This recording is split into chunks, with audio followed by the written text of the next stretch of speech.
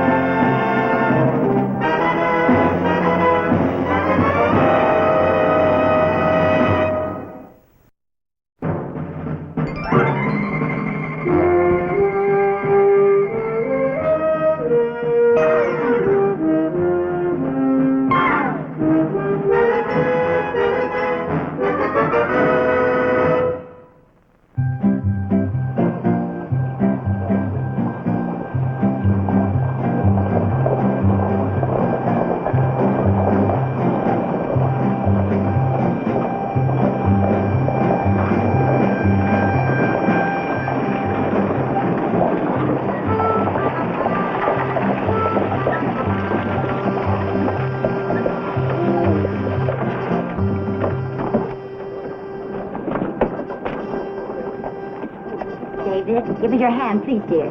Sure, Mom. I'll take that, Charlie. Thank you. Mrs. Harper? Yes? My name is Garrett, Pat Garrett. Tom Davis asked me to meet you. Oh? Well, how do you do? There's nothing wrong, is there? Oh, no. He had some business he couldn't put off. He made arrangements for you to stay at the hotel until he gets back. I'll help you get settled. Oh, this is my son, David. Hi, David. Are you a real marshal? Sheriff. Gosh. David, really? I was just asking.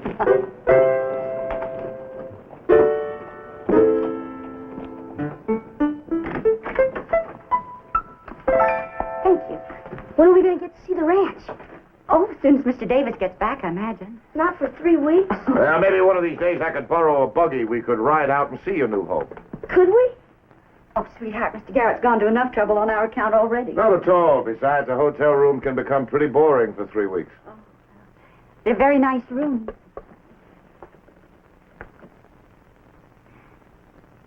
And after that long stage ride all the way from St. Louis, I think I'll welcome the quiet. We didn't even get held up. And there was a money box on the stage, too. The driver told me. Oh, Mr. Garrett. Pat. Pat? But David's quite excited from the trip, you know, coming to a new place, the West. I understand. Well, you want to freshen up. I'll be back in an hour. Pick you up for dinner. Show you the town. Oh, now that won't be necessary, really, at the But moment. I insist. I promised Tom I'd take good care of you. Will you show us your outlaws? Huh? In your jail. You got some locked up, haven't you? Well, David, not right now. Of course, if you see any outlaws walking around, you let me know, won't you? You bet I will. I don't know. Oh, that'd be fine. So long, Pat. See you later, Barney.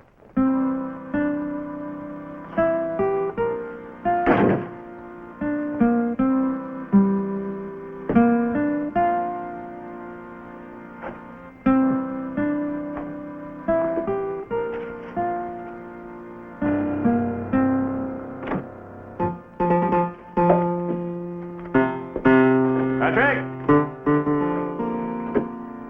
upstairs? What, Bud? See the look on her face when I picked out this hat. Oh, hello, Billy. What are you doing here? I'm just looking for you. Oh, Janet, this is Billy Bonney, friend of mine. I told you about him, Mrs. Harper. How are you, Miss Harper? How do you do, Mr. Bonney? Well, I won't keep you from your business. Are you sure you can handle all this now? I'll be all right. Well, don't rush off on my account. Well, I have to get these packages back to the hotel, then meet my son. His first day in school. Well, I'll come by and pick you and David up in about an hour or so, huh? All right. We'll try the other cafe tonight. Bye. Oh, what's on your mind? Came into town to pick up a couple of things for Tundle. Thought maybe we could have supper together, but I reckon you're going to be busy, huh? Yeah, sorry, Billy.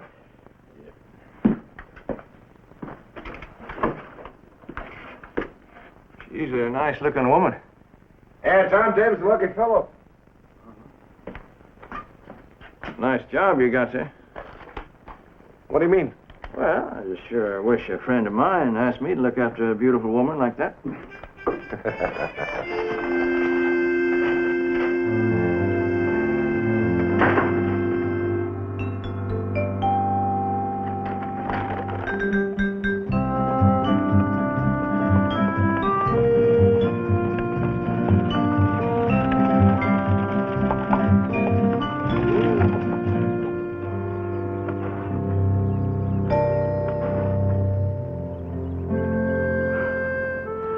Oh, you're right. You can see for miles from here. It's part of my special nickel tour of Lincoln County. Oh, I'm just sorry David couldn't be here to see this. Well, he'll get a chance to see it on Saturday when we drive out to Tom's ranch. Oh, it is lovely. Yes.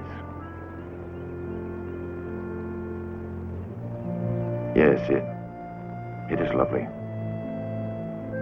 Tom's place, it's about 8 miles straight out that way.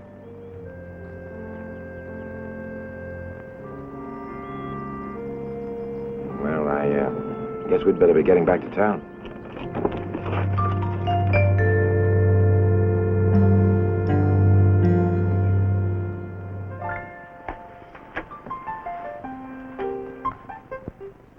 What are you reading, sweetheart? Some stories.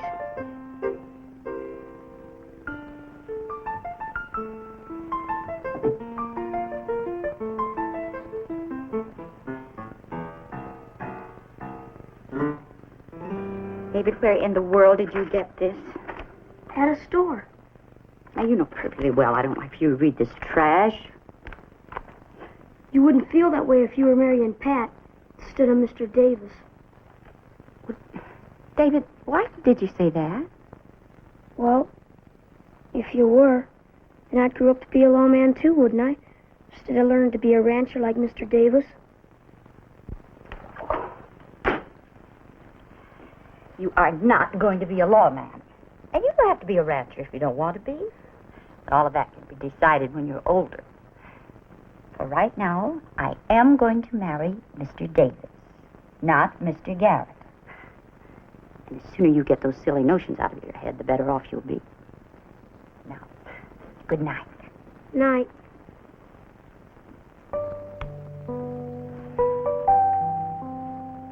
Mom, Yes, darling.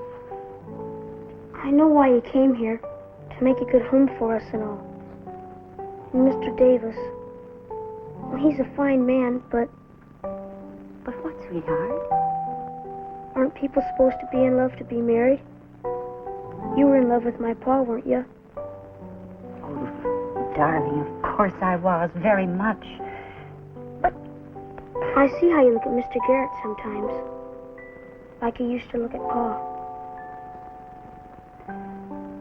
It's awfully late now, son. Please go to sleep. Hmm? Night, Mom. Night.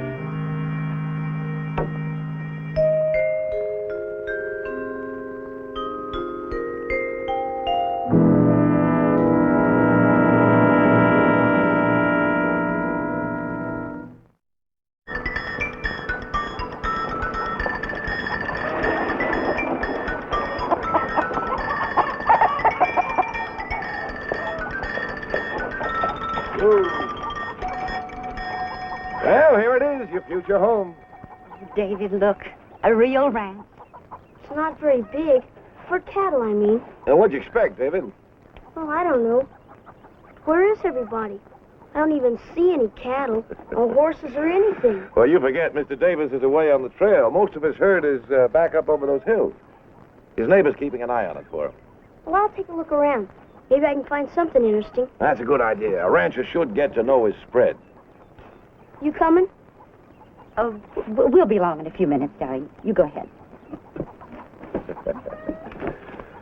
Now, once he gets to know this place, you won't be able to drag him away from this ranch.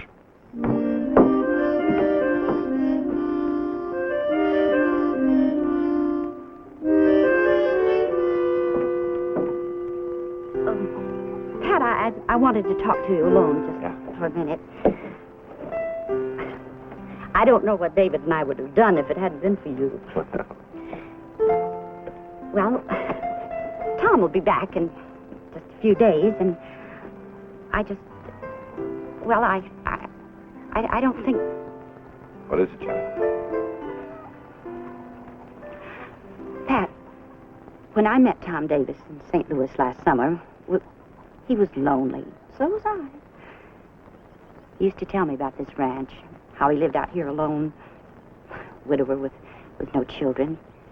And, well, we found that we had something in common. I had David. Tom's always wanted a son. Tom had companionship, security. Well, I knew he'd be a good father to David and a good husband, I'm sure, but... You're not in love with him. I thought I would be, Pat, but being with you,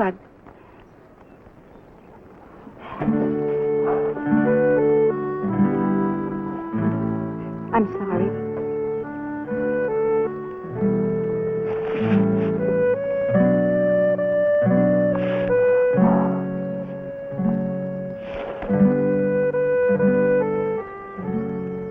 No, Janet, it's too late. I'm just looking after you for Tom Davis.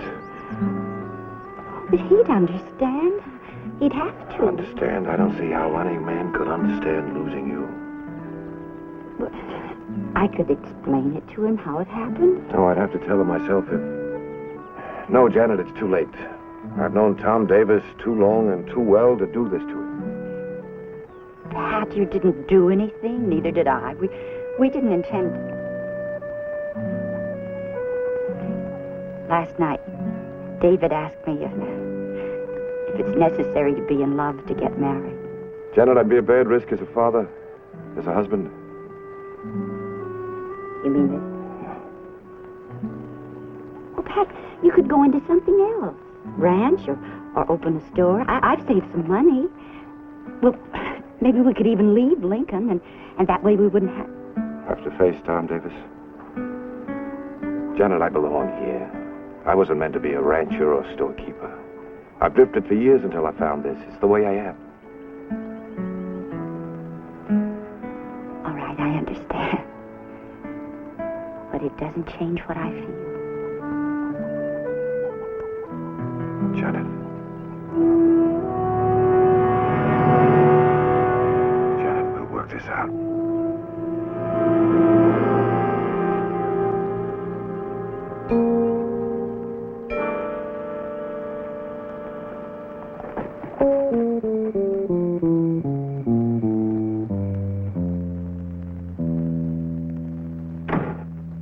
Hello, Billy.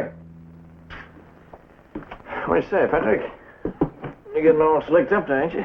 Well, you're going out to dinner again. That's right. I figured you ought to know Charlie Awachi is down in the saloon. Yeah, no. He's getting pretty drunk down there. That won't be the first time he slept it off in one of those cells. Tundle, he sent me out to Tom Davis's place this afternoon. Check on it. See how things was. Oh, and how were things out at Tom Davis's place? Not so good. Patrick, she came here to marry Tom Davis. Billy, I know why she came here. Well, I'm just telling you. I want to stay your friend, Patrick, but Some things you gotta draw the line on. Davis, he likes you, and everybody around here likes him. They ain't like you to treat a friend this way. Billy, this is my business, nobody else's. Well, Patrick, people in this town here, they ain't blind. They seen, they've been talking, and there's nothing wrong with Tom Davis's hearing. What are you going to say to him, Patrick? You got to tell him, aren't you? As soon as he gets back.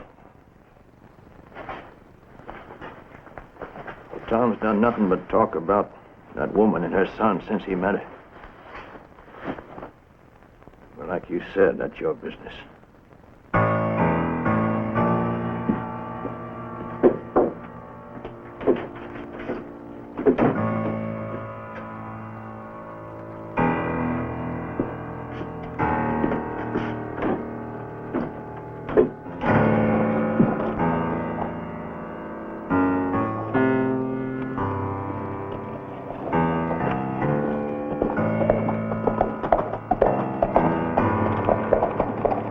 Enjoy your meal, Patrick.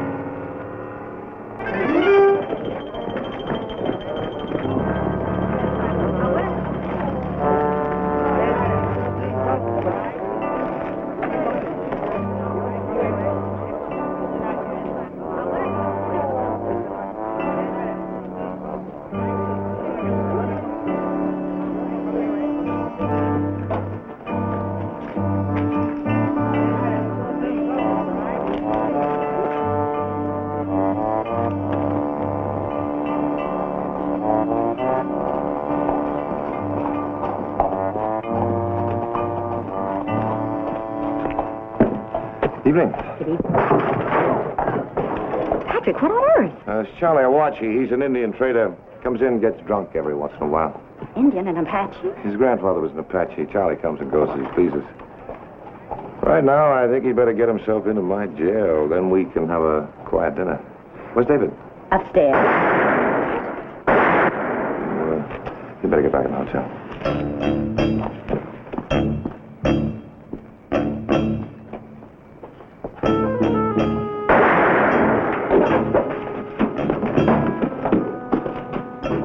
You waited a little too long, didn't you, Patrick? Get back.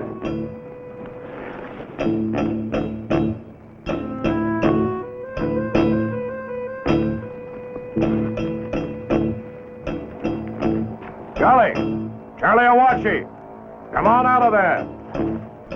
You hear me, Charlie? You ain't gonna lock me up, Garrett. I ain't through yet. Charlie, if I have to come in there for you, you'll go up before the judge for resisting arrest. Now come on out of there.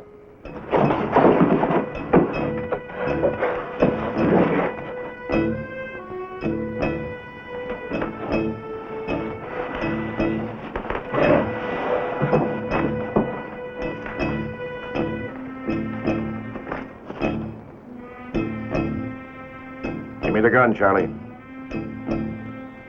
Take it from me, and I'll kill you.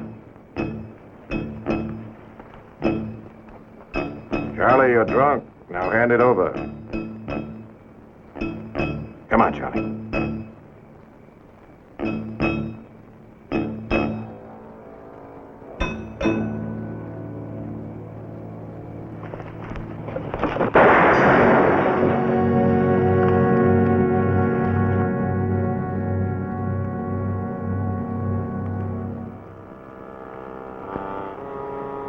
Thanks.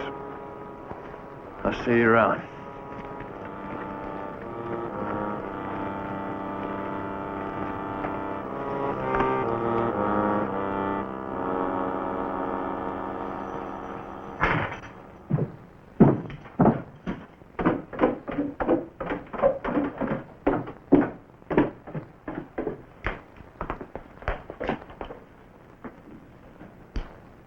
He could have killed you. Well, Charlie didn't mean it, but with a drunk, you never can tell. Now, how about that dinner? No. Pat, I want to talk. Just us. What's the matter? Well, this afternoon, I was so sure I knew what was right for us. For everyone. But now, Janet, nothing's changed. Pat, I've been alone so many years. I don't want to be left alone again. And I don't want my son to be left without a father again. Oh, yeah. I know you said that you couldn't change it. This was your work. But I think I knew that even before you said it. But I kept telling myself that it didn't matter, that the only thing that mattered was our being together. That is all that matters, Janet. No. When that Indian shot at you, oh, I saw so much. The truth, maybe. But it was such a little thing, a drunk, an accident. But you'd be dead, and that is your whole life. Any day, any little thing. Janet. Look, Janet, this isn't everything. Maybe I could change. No, dear, you were right. You couldn't change. But, Janet, how do you know? Oh, the feeling the way I do in the long run, it'd be more unfair to you than to anyone else.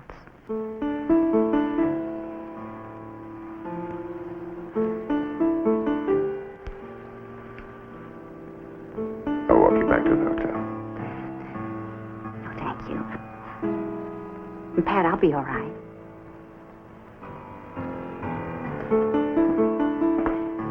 Janet.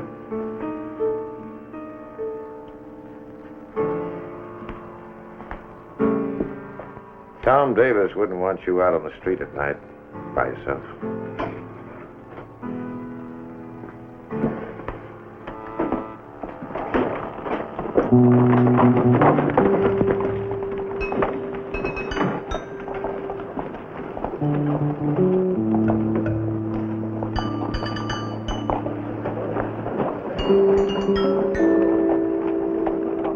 And I slept through the whole thing.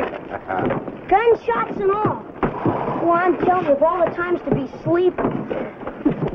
The next time Charlie Awachi gives you any trouble, you better let David here know about it. He'll probably be too busy out at the ranch to worry about what I'm doing. Yeah. Let's hurry. I gotta see Fleetfoot. Who's Fleetfoot? A pony. A real live one, too, and he's all mine. As soon as we get home, I'm gonna ride him. Well, we better get going then. You gonna come out and see Fleetfoot real soon? You bet I will. Well, good luck and much happiness, Mrs. Davis. Thank you, Pat. Those 3 weeks was a long time, wasn't it, Pat? Yes, Tom, a long time. I'm sure glad it's over. Yep, all over. Will you come see us anytime? Yeah.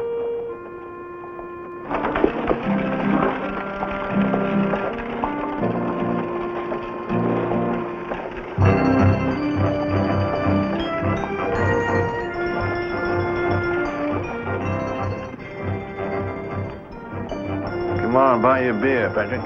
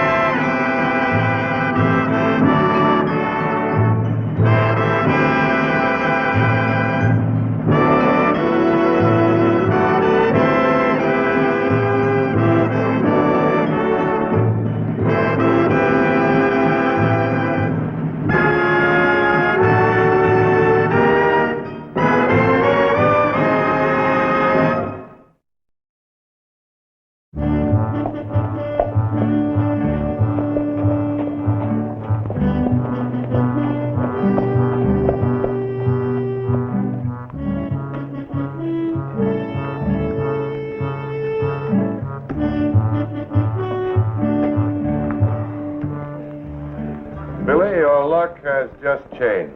My way. I'll open it. All righty, 10 more, Patrick. Well, you'll never know. I just lost my sense of curiosity. That smile, Billy. Never trust a happy poker player. Give me one card. Dealer takes 2.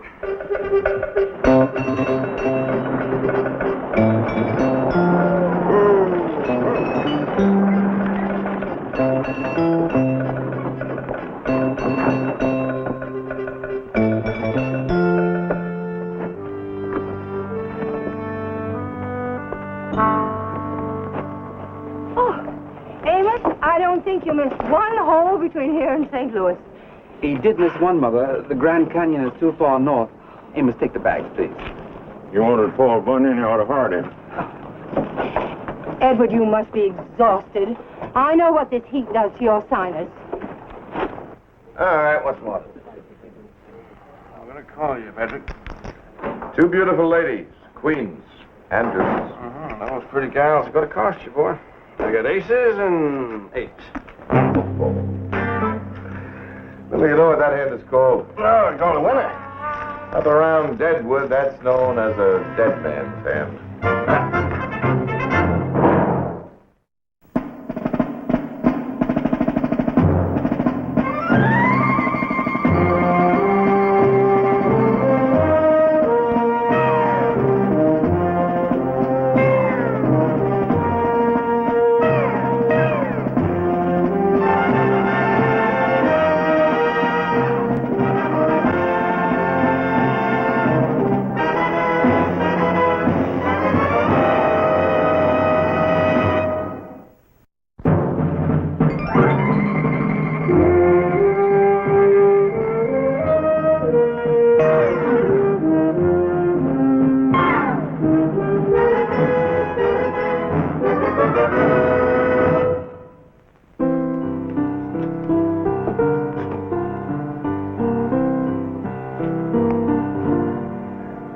Right this way, madam.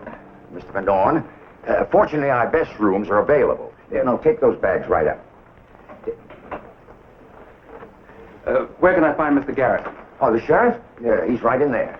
Well, will you take this up to my room, please? Yes, Oh, don't be long, Edward. You remember, you need your rest before dinner. I'll be right up.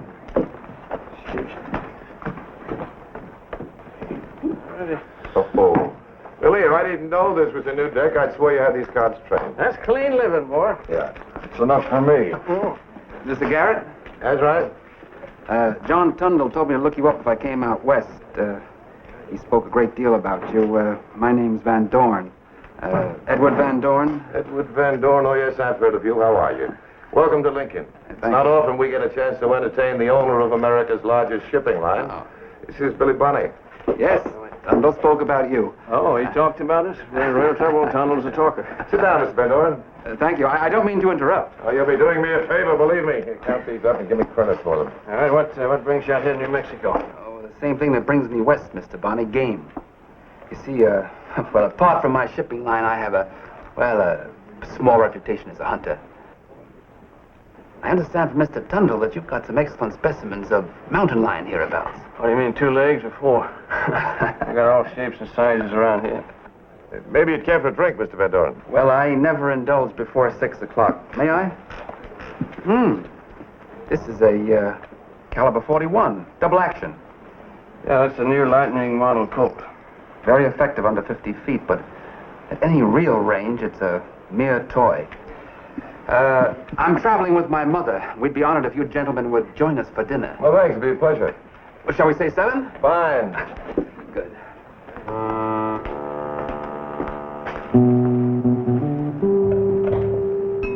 Something kind of strange about that fella. One of the privileges of wealth, Billy. Well, I see it's 7, and wear a clean shirt.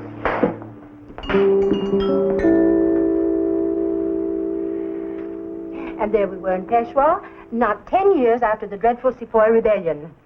Then Edward left, and he continued his hunt right into the Khyber Pass without escort. Why, you know, he might have been butchered.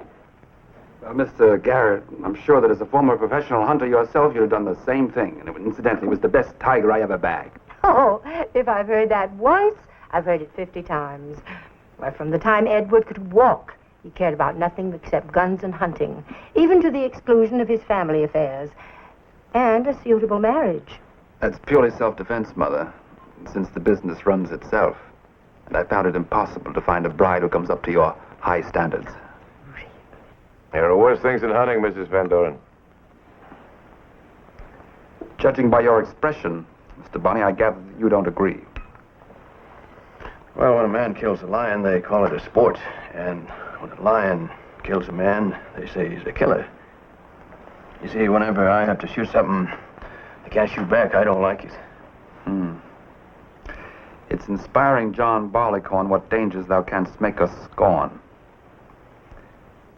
With Tiffany, we fear nay evil. With us, Bay, we scorn the devil. Well, that's Burns. That's right, I grew up with Burns, Mr. Van Doren. As a matter of fact, I learned my letters with Tam O'Shanter. Why, learning and philosophy. Tundle was right, Mother. Lincoln has much to offer. How long do you plan to stay? Long enough to try for one of your mountain lions. Edward, you promised. Just a short hunt, Mother, you have my word. Naturally, I'll need a guide. Someone who knows the country. Your duties keep you in town, Mr. Garrett, but I was wondering about Mr. Bunny. No, I don't hunt much. Your employer, Mr. Tundle, said you'd be happy to show me around. Oh, did he? Yes. Well, I can't make Mr. Tundle out a liar now, can I? Well, shall we say sunup? All right, that sounds fine. Sounds terrible. Much too early for normal human beings. Good night, Mr. Garrett. Van Doren? Mrs. Van Doren, Lincoln would never live it down if you weren't escorted to your room properly. Why, William, New York will never seem the same. Take note, Edward. Good night again, Mr. Garrett. All right. It's an interesting young man. Billy? Yeah, he has his points. Reminds me of a leopard I once stalked. Unpredictable, dangerous. Well, his mother says sunup comes early, so I'll say good night, Mr. Garrett. All right.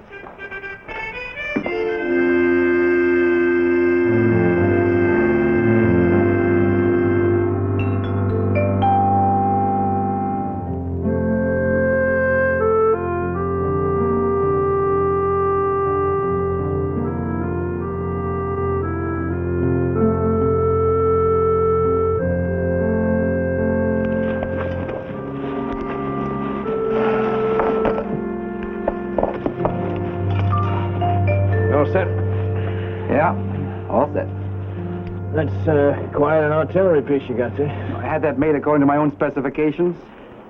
The caliber 45-70, with a new rifling technique that gives me the same range as the old Sharps. Not so loud. You might scare some of the game away in the territory. Let me see. We'll go north on foot this morning, then we'll cross that Razorback west. Lions ought to be coming down for water any time now. You know, you seem to know this country pretty well. Oh, comes from living with the Apaches, I guess. Either you know this land around here, you get buried in it.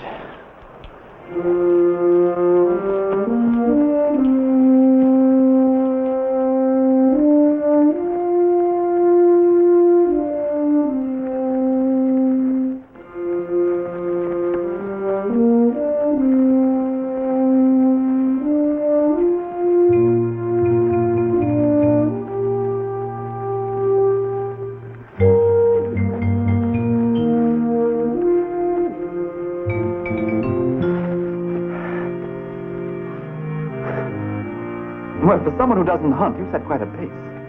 So do these mountain lions. I hate for you to go back without firing a shot. Well, now that I've found my target, there's no danger of that.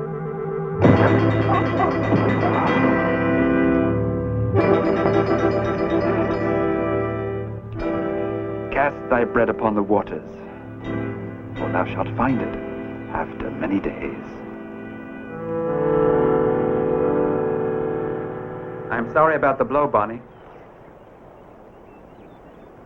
But I'm afraid it was necessary. Necessary for what? Why, to prepare for the hunt, of course. Oh, naturally, I couldn't permit you to keep your revolver and ammunition. Now, any sudden move would be extremely foolish and very fatal. What, just what's this all about, Van Doren? You don't think I came all the way out here to hunt some undersized mountain lion now, do you? I came here for far more interesting game. You. What do you... Yeah, out of your mind? I don't see how you could call performing a public service being out of my mind. You see, Bunny, I know all about you. Actually, it was Tundle who first gave me the idea when he started talking about you. He said that you were unusually fast with a gun, that you were nerveless, a crack shot, respected by the frontiersmen with twice your experience. But more important than anything else, you're out of step with your world. You're a sociological throwback. By killing you, I'd not only be providing myself with the hunt of a lifetime, but, well, I'd be doing the territory a service, wouldn't I? You know, I mean saving a few lives. What do you mean you planned this thing, Van Doren? For 3 months. Well, I fully intend to give you a chance.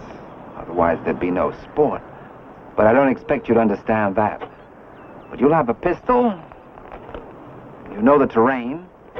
You'll have a head start. All the advantages that any animal possesses.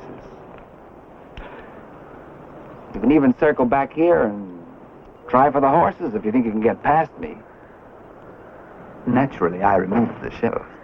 I thought you said you were going to give me a chance. Oh, I will. 1. That's all the average hunter needs. Of course, I'm not an average hunter. Oh, I found this in your boot, but I think the pistol would be much more use to you. Now, remember, there's no quarter. This is a hunt to the death. One more thing. You've got 2 minutes. You remember the old saying, 1 for the money, 2 for the show? What about the people in Lincoln? What are you going to tell them? Well, there are always hunting accidents. Patrick ain't going to believe you. Mr. Garrett's a gentleman. He'll believe anything I tell him. What if I don't play? Well, then I'll have to kill you here and now. You've got exactly 1.5 minutes.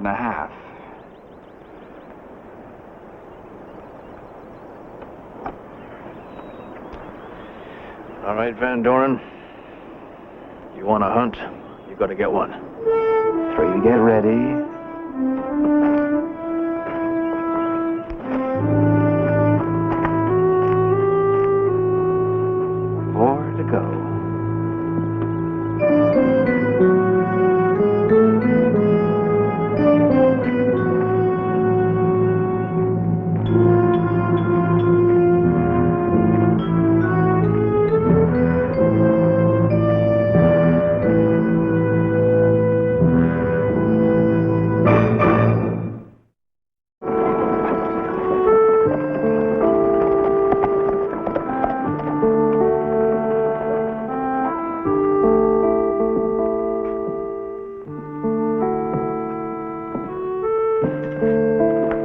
Mrs. Van Doren, this is a surprise. I hope you don't mind my waiting here for you. Not at all, not at all. Please, sit down.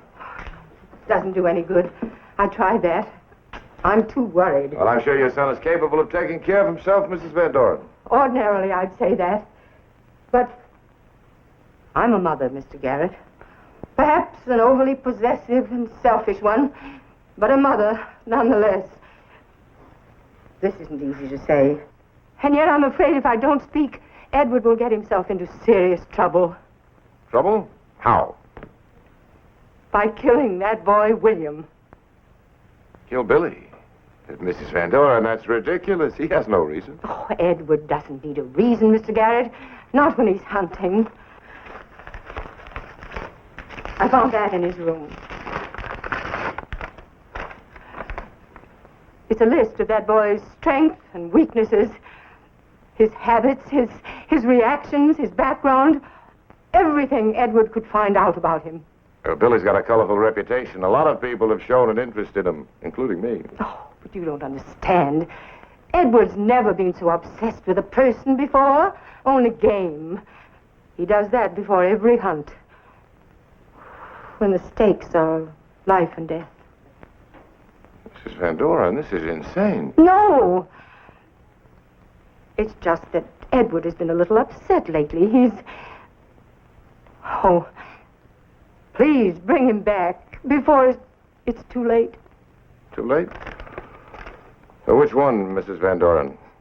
Your son or Billy?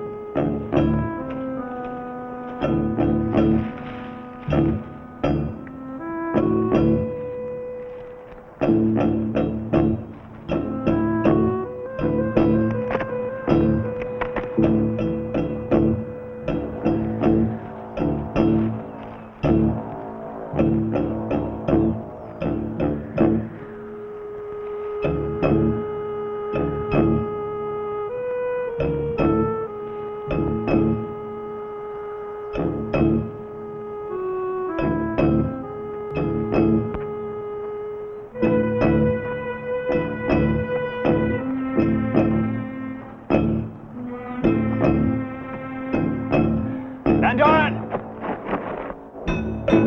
I thought you were a hunter. I'll have to trail a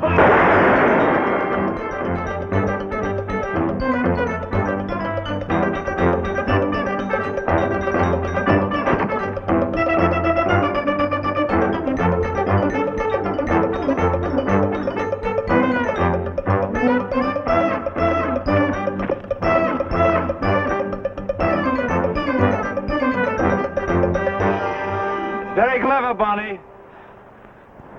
But it's not clever enough.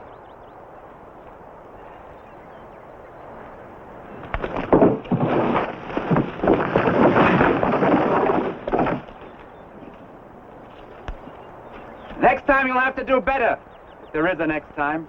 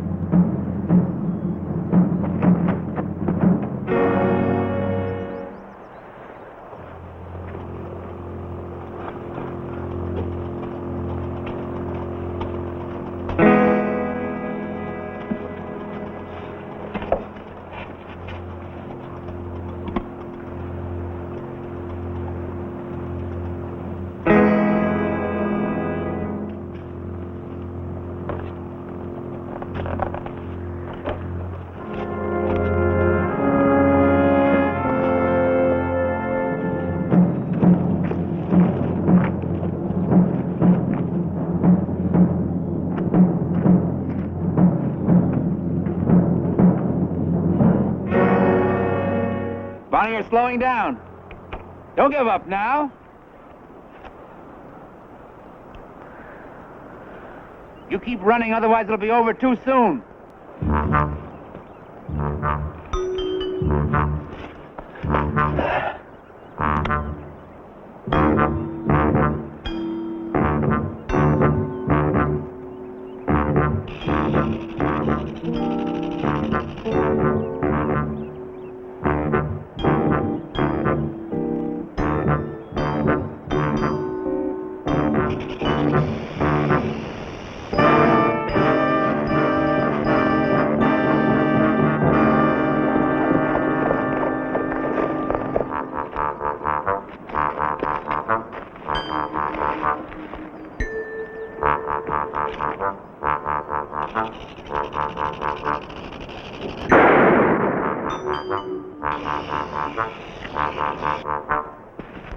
Well done, Bonnie.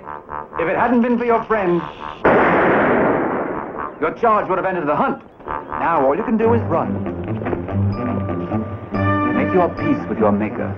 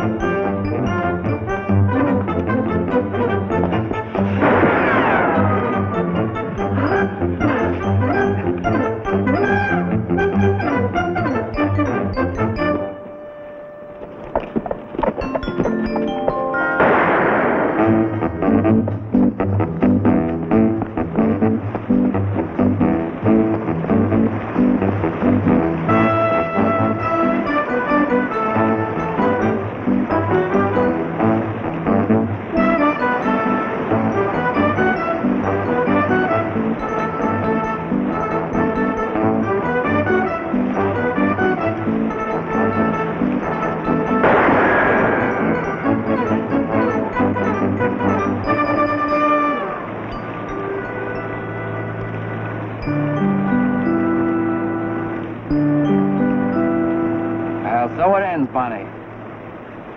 In a granite coffin of your own choice. You know, I was hoping for a little more of a chase. Perhaps even the disadvantage of darkness, but, well,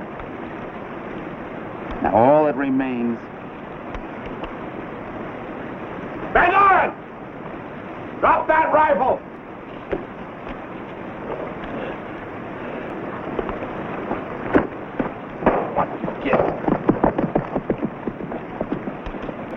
Van Doren, I'm not going to tell you. Don't be a fool. There's no way out. Stay down, Patrick. He's gone loco. That's right, Garrett. Stay down. Don't make it too easy. I had to come up here. Now you can become part of the hunt. Another trophy for my bag. Throw down your rifle, Van Doren. There isn't going to be any more hunting. There isn't going to be any trophy. Spoken like a true officer of the law, Garrett. Only up here there is no law. It's man against man and rifle against rifle.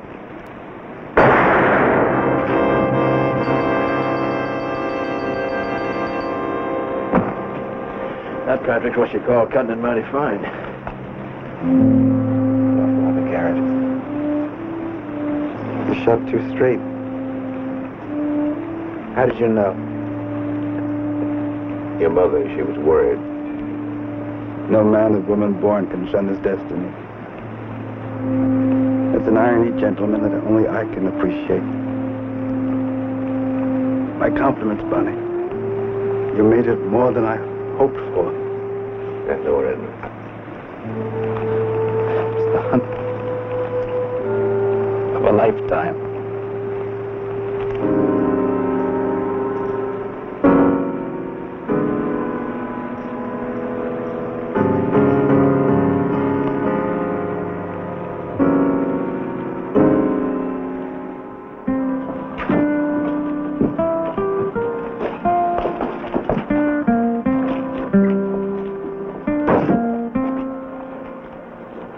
Van Doren, I wish there was something I could say.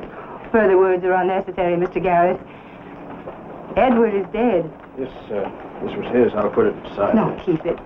I never want to see another firearm again.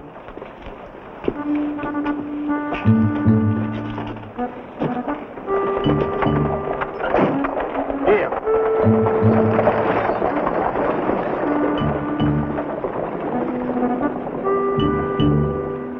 What are you going to do with that? Oh, I don't know. Thought maybe I might do a little hunting. Of course, I'm going to need a guide, somebody who knows the territory.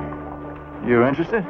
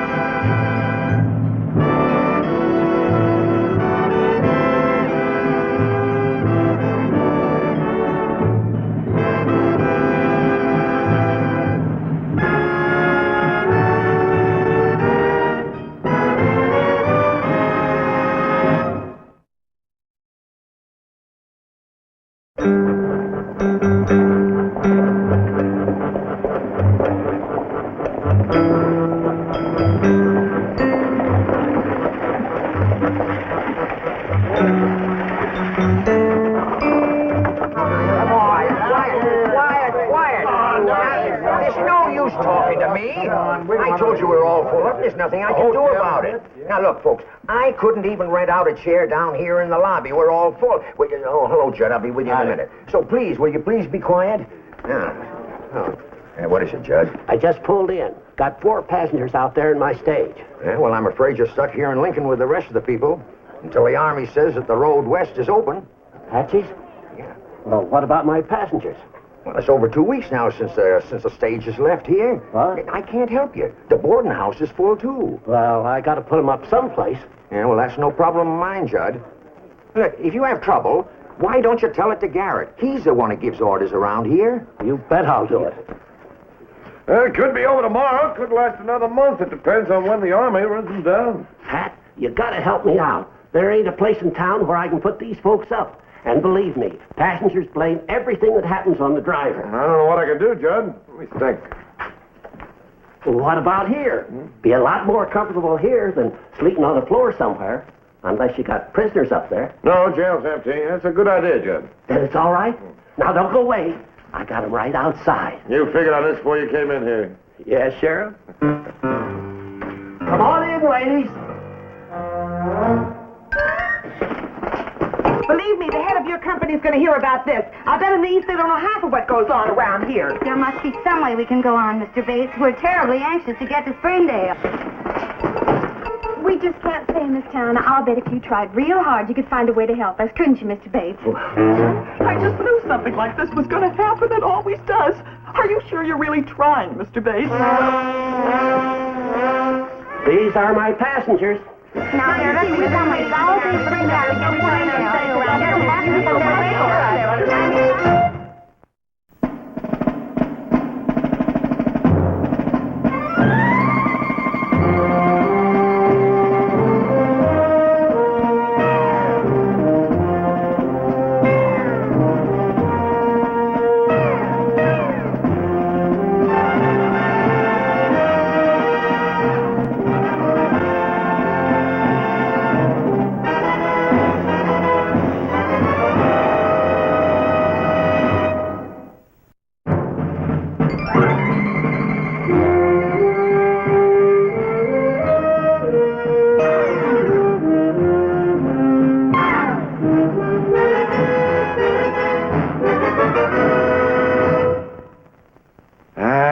That's better. Now, just keep calm. Now that it's settled, I'll leave them in your hands. Just a minute, Judd. I did offer to let your passengers stay here, but I didn't know.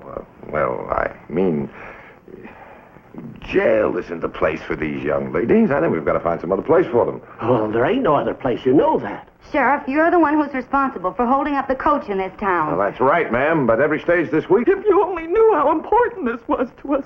Why, I can't think of going... Now, ma'am, please. Sheriff, couldn't you just let us through? I mean, we'd appreciate it so much, I can't tell you. But, ma'am, it's not up to me. It's Army orders. Besides, it's for your own safety. I'll find a place for you to stay. You heard what Mr. Bates said. There's no other place. I'll check again. It's possible. Sheriff, since you're responsible for our being here, the least you can do is show us some courtesy. Well, I'm trying to, ma'am, but a jail... We bounced around in that coach for a week. Now, even a jail can't be worse than that. That kind of settles it, don't it, Sheriff? Well, I can't promise you much in the way of comfort here, but... Oh, we'll manage, I'm sure. It's up to you. I gave up my room at the boarding house, so I'll be bunking here myself on the couch. Well, much obliged, Sheriff. Just a minute, Judd. Give me a hand carrying these bags upstairs. Well, I'll take mine. This way, ladies. They're all alike, so pick any one that suits you best. I'm sorry the bunks aren't the softest.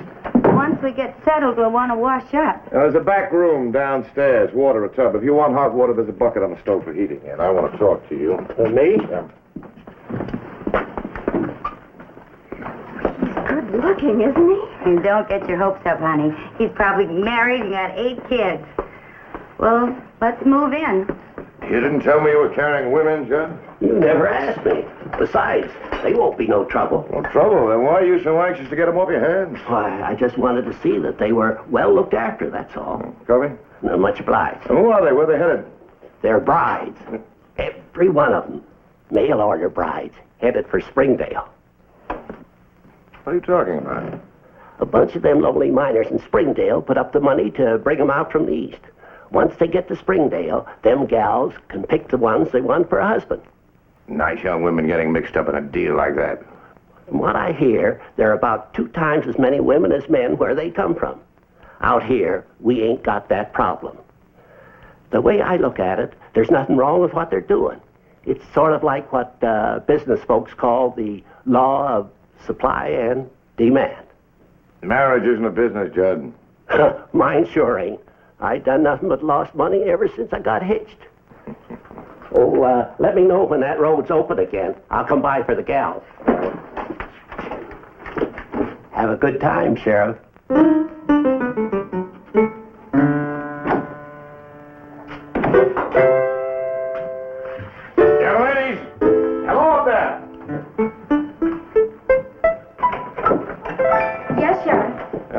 and check the telegram office in the hotel. I'll be gone for a while. Oh, well, you go right ahead. Oh, well, what I wanted to say is there's a pump out back. Help yourselves to water, anything else you might need. Thank you.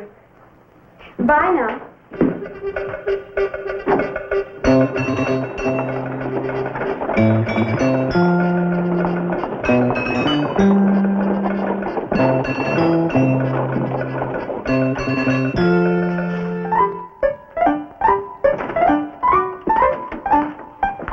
Hey, girls, come on down here. Jane and Carolyn are upstairs dressing, and Mary Lee is then taking a bath. Can I help? I'm Emma. You can't hang these things here. Well, it was the only place we could find.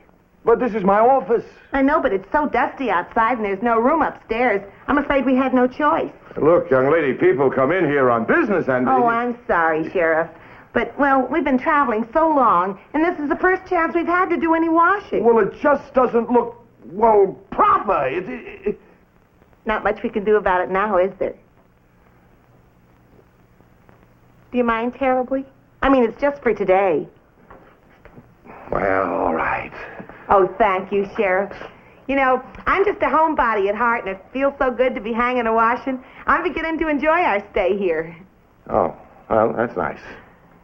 Well, I guess I better go get dressed myself. I hope all this doesn't bother you too much. Oh, no, I guess not. Bye-bye.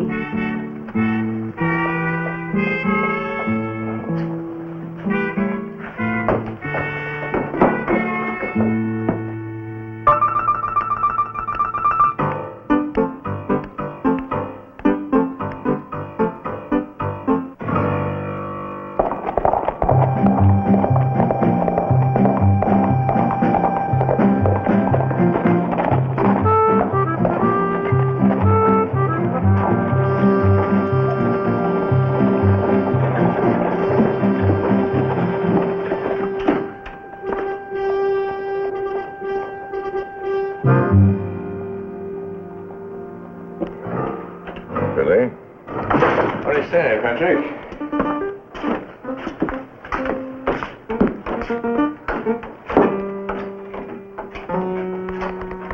You just, washing out a few things, huh?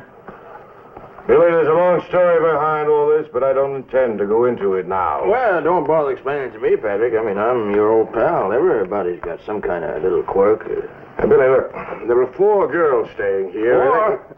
You better not let it get around, Patrick. Some folks might not understand, but I'm for you. Look, I hate to disappoint you, but this is all perfectly innocent. Just because you've got ideas. Emma! Emma, I got soap in my eyes. Emma! Where are you? Emma! Oh, wait a minute, it burns. Emma, where are you?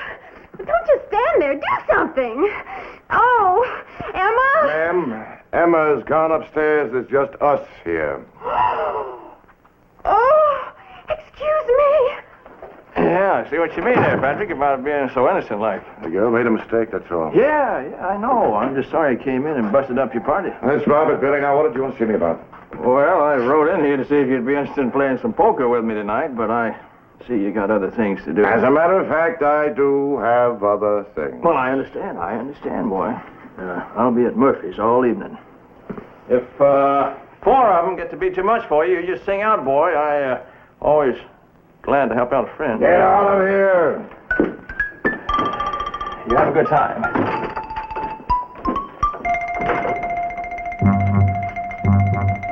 Young lady, I want you dressed and upstairs as soon as you can make it. I want to have a talk with all 4 of you.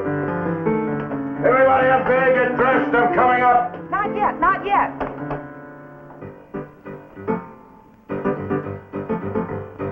It's all right now, Sheriff.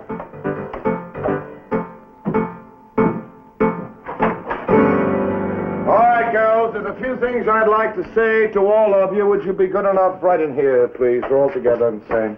Is there something wrong, Sheriff? Oh, must be the washing. You know we're sorry about that, Sheriff. As I'm sure you are. Now, go sit right down there. It's nothing I did, is it?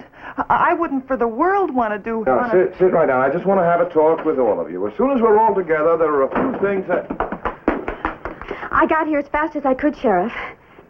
Come right on in. Sit right there with the others. Now then, I've had no word from the Army, so I don't know how long you girls may be staying here. We hope we're not inconveniencing you, Sheriff. Well, as a matter of fact, that's the reason for this talk. Now, I don't mind you staying here, but you've got to remember that this is a sheriff's office. And in this town, people expect certain things of a sheriff. And those things don't include female laundry strung out across his office. And they don't include half-dressed young ladies running about. But that wasn't my fault. I know. But you've got to understand that it cannot go on like this. Yes. Do you want us to leave? I didn't say that. You can stay here. But you've got to promise me, all of you, that there'll be no more of the sort of thing that's happened here today. We haven't been very considerate of you, have we? That's right, poor man. Well, we'll change that. It's not so much a question of that. It's just a matter of how it could look to other people. Of course. Your wife probably wouldn't understand. No, I'm not married. I'm talking about the people here in... Did I say something wrong? Imagine you're not being married. Well, I've got work to do. We'll do our best to see that things are better. Sure. You can depend on that. Of course, we wouldn't want to do anything to upset you. What's your first name? Pat. Pat. That's a solid name. Sounds real homey to me. Imagine his not being married. Do you think he might get to liking one of us while we're here?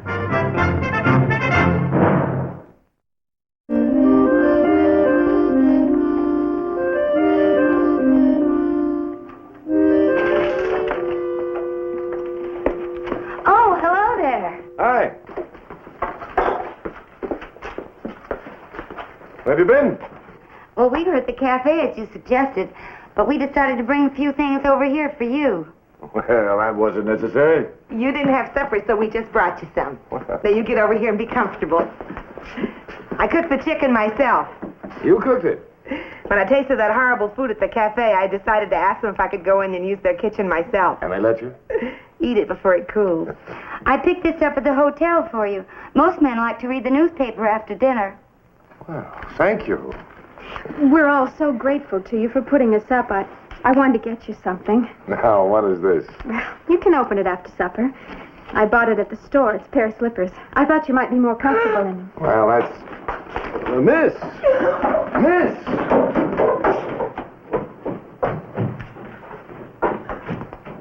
What's wrong? Well, we all decided to bring you something, but Carolyn couldn't think of anything to bring, so she feels bad. Eat your supper before it gets cold, Pat.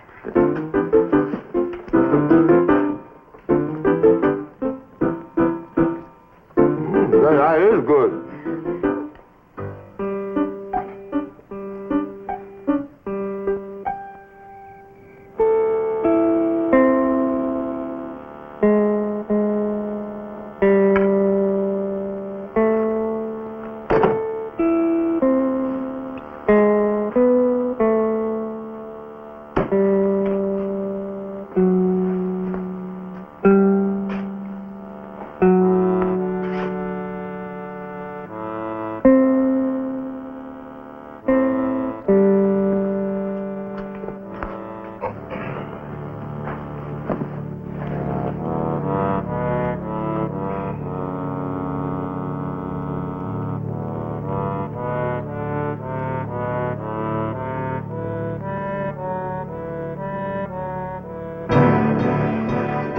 Hi.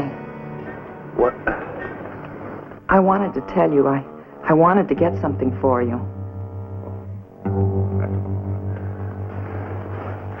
Doesn't really matter. I mean... Oh, but it does.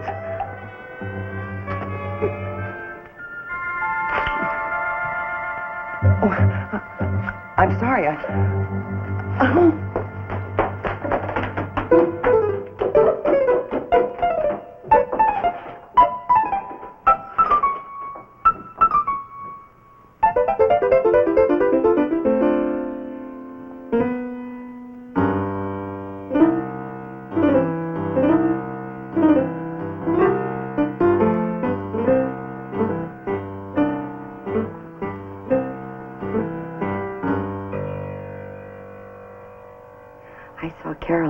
sneaking down here.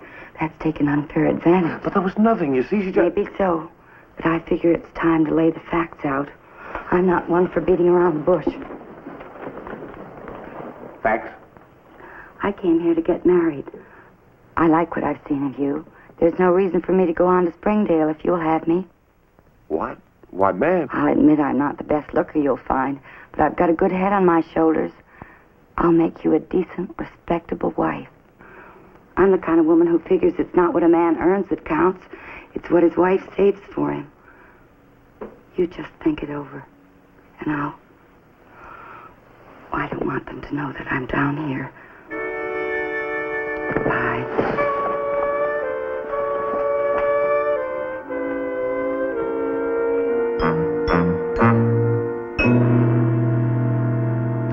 And the way you went after that chicken I cooked this afternoon, I knew for a fact that living alone you'd have starved yourself.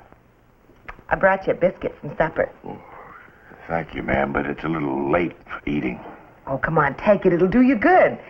Why, a few months of my cooking and... Ma'am, I admit I did enjoy your cooking, but you see, I never gave marriage a thought. Well, I just wanted you to know, if you ever start thinking about it, you go right ahead and think about me. Now, here, take this biscuit. Be a good boy.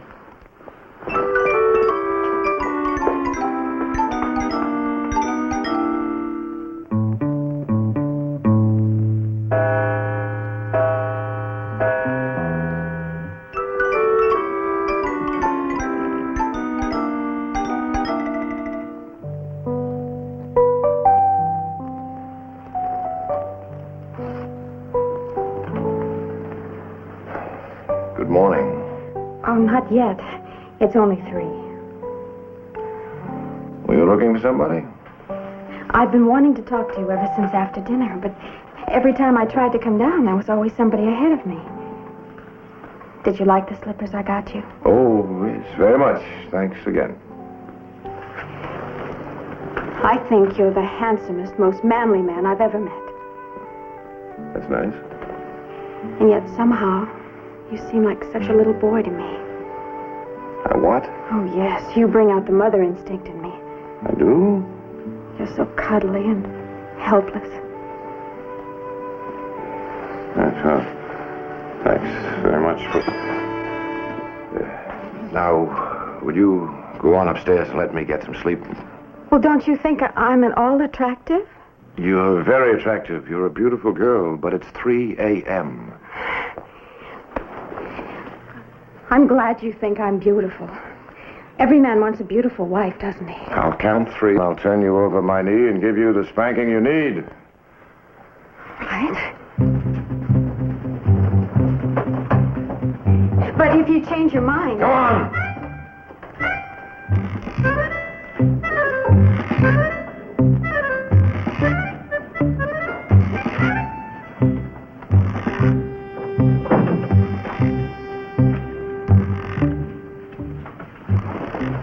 And just where have you been?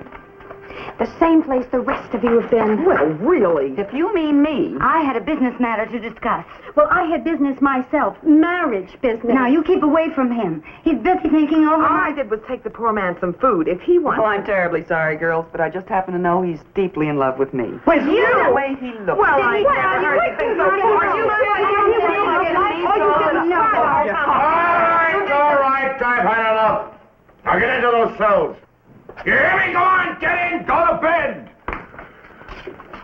I'm sorry, but if I have to lock you up to get a night's sleep, that is exactly what I'm going to do.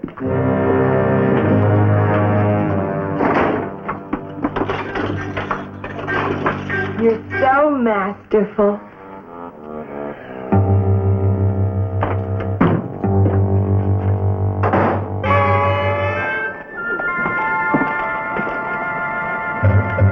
Good morning, Patrick.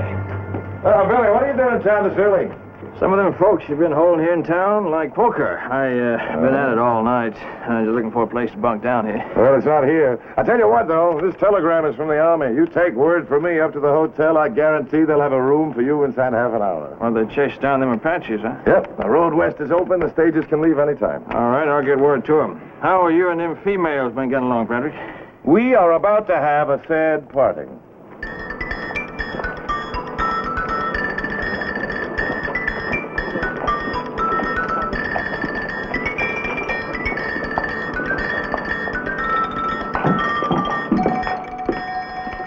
Oh, we were waiting for you. Oh?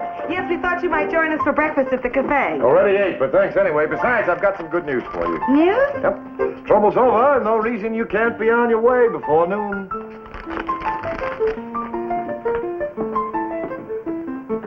Oh, come on, smile. That's good news, isn't it? I ain't leaving.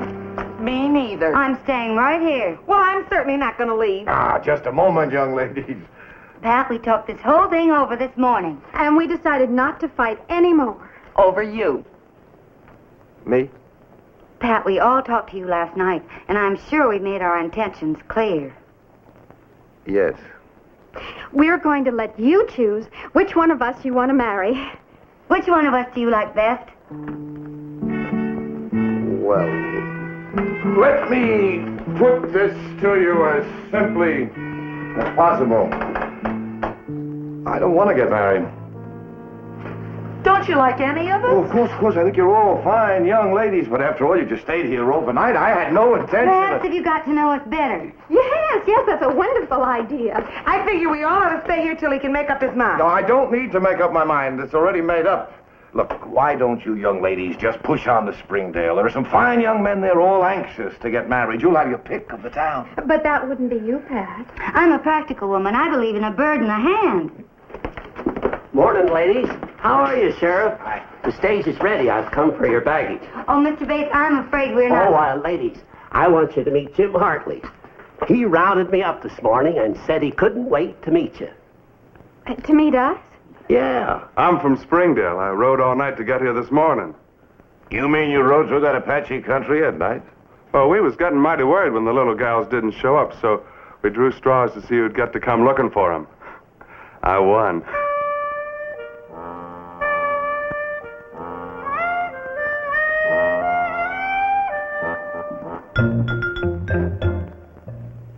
Are, many of the men in Springdale as handsome as you?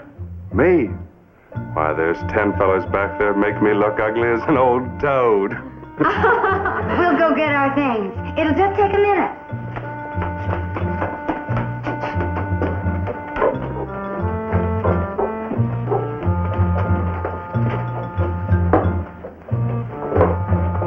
Well, I do feel sorry about you, Pat, but like Jane said, a bird in the hand.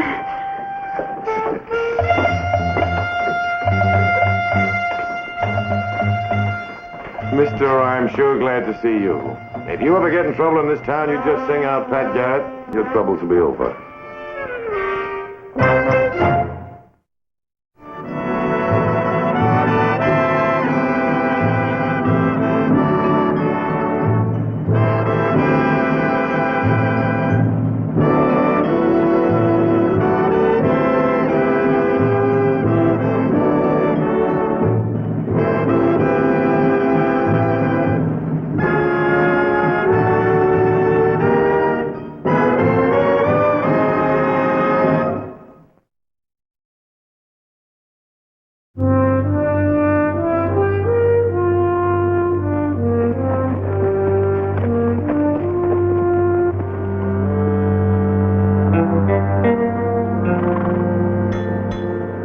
Afraid of a little wind, Mr. Garrett? Dennis, you've been in Mexico long enough to know when a Chubasco's on the way. Wind whipping the sand with it can rip a man's flesh from his bones. We could go back to that Mexican jail you took me from. If I remember right, there's a pueblo a few miles west. We'll spend the night there. That might be dangerous, Mr. Garrett. Folks hereabout don't take kindly to these. Not being educated. They never heard of your kind of law. Doesn't take an education to understand the law you broke. You try anything at all, and I'll wrap those manacles around your neck. Now, Mr. Garrett, you know I don't hold with violence.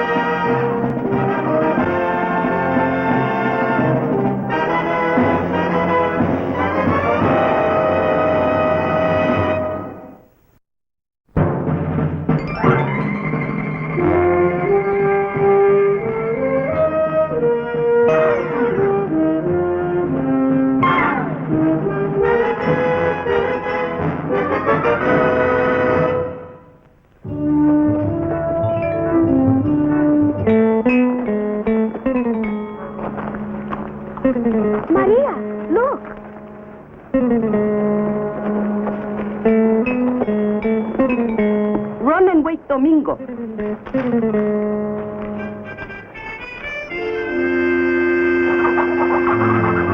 Domingo, wake up. Strangers, 2 gringos. Here? Is that all? I thought it was the end of the world, at least. It is the first strangers in months, Domingo, and one of them is chained. Where are your manners, muchacha? I am the jefe. And don't you forget it when you speak to me.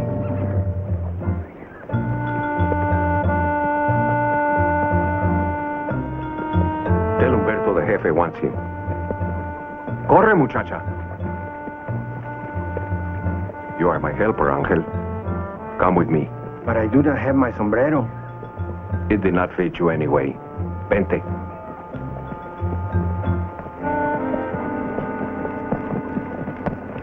Buenas tardes, señores. Buenas tardes. You speak English? Of course, señor. I am Domingo. I am the jefe of Rio Doloroso. I learned English when I was in El Paso. This is Angel and Humberto. They are my helpers. My name's Garrett. I'm a sheriff in the United States. And the girl, she yours? Get down, Curtis. You got anything to say, you can say it to me. This man is my prisoner. A bandido? This young one? Nobody's proved that yet. We need food and shelter against the wind tonight. Rio Doloroso is yours, senor. Of course, we are poor people. How much? 30 pesos. 30 pesos, senor. All right, let's take a look. This way, por favor. Walk in front of me. Yes, sir, Mr. Garrett.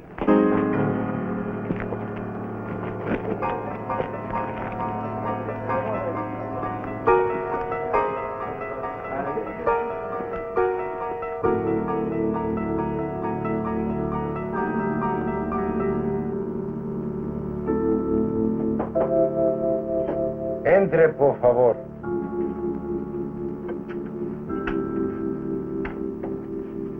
Con permiso, padre, but this thing you should know. 2 strangers have come to Rio Doloroso. Extranjeros en our pueblo? From los Estados Unidos. One of them has a badge of the law, and one has chains of iron and the eyes of an iguana. I should go to them. With the chubasco coming and the calentura still in your blood, remember what Maria said. Here you stay until you are well. Besides, Domingo has taken them under his roof. That is as it should be. But Domingo sometimes forget that the doors of our pueblo are always open to strangers. You wish that I should tell him? You have done enough in supplying the medicina, muchacha. Send Domingo to me.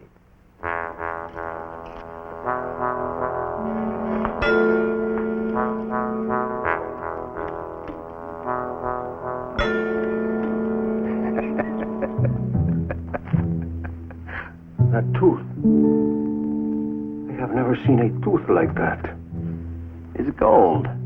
You are a rich bandido. The horses will need cover. Si, senor. There's a sheriff on my burro. He will keep them company.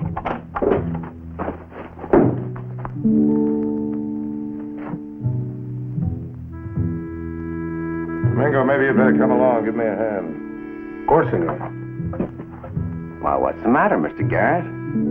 Don't you even trust your host?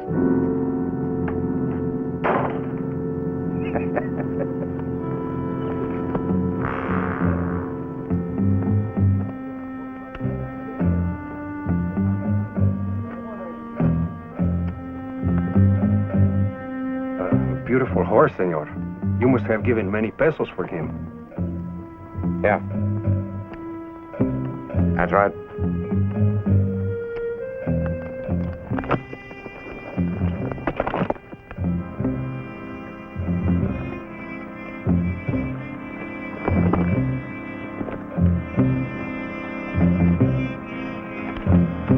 Domingo, Father Diaz would speak with you.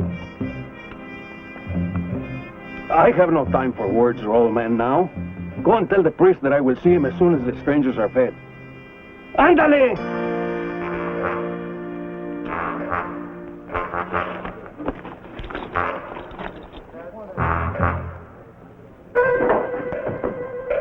Over here.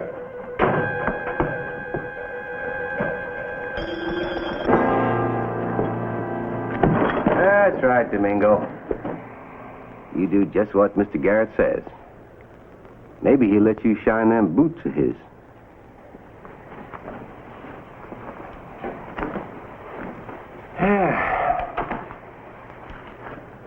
You know, it must be kind of sad being jefe of a place like Rio Doloroso. Sad, senor? Freeze in the winter, fry in the summer. Not much food to put in a man's belly. No money. Tell me, Domingo, you ever own a pair of boots? No one in Rio Doloroso ever owned boots, senor. You know, Domingo, you and Mr. Garrett here are just about the same size. I'll bet his boots would fit you just like they were made for you. That's enough, Curtis. Yes, sir. The beans are ready, senores. Con permiso. I have business in the pueblo. Our padre is not well and needs the comfort of my words.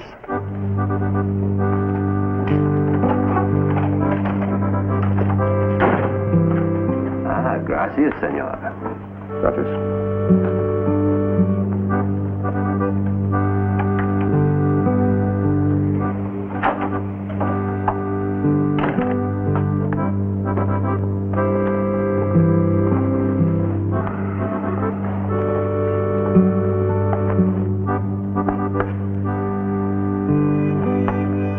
Won't work, Curtis. They're poor. You try to tempt them into trying something. They won't rush two guns. You sure? Mm-hmm. I know Domingo's kind. And a bad one's the same any place you go. He's hungry for something else besides food. He'd kill Juarez himself for the price of a horse. Or a good pair of boots. Now, you can't watch him and me at the same time. Strangers are to be regarded as our own. And what we have, we share freely. Comprende usted? Sí, padre. We share freely. See that you do not forget. No, padre. Buenas noches. Buenas noches. Buenas noches, Sick with a fever. Old enough to be my own father. And he still made me feel like an unborn child. Sí, Padre Diaz is always an old man with a loose tongue.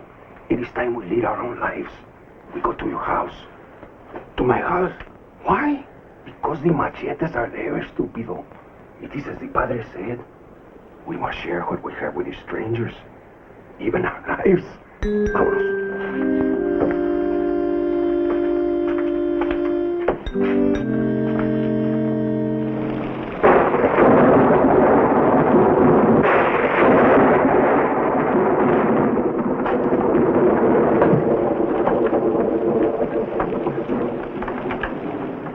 When it rains, they share my roof. So they have a roof of their own? It fell in. And they sleep with their machetes, huh? Still we Ross, senores. Sírvenos.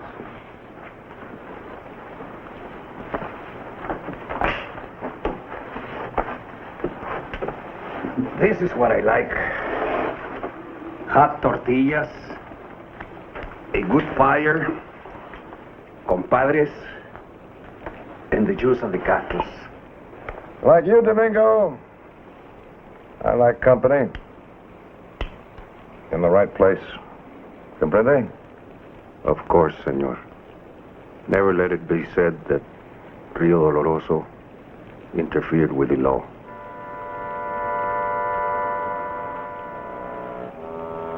Your beans are getting cold, Mr. Garrett. You better eat up. It's going to be a long night. Yes, sir. I can tell it's going to be a real long night.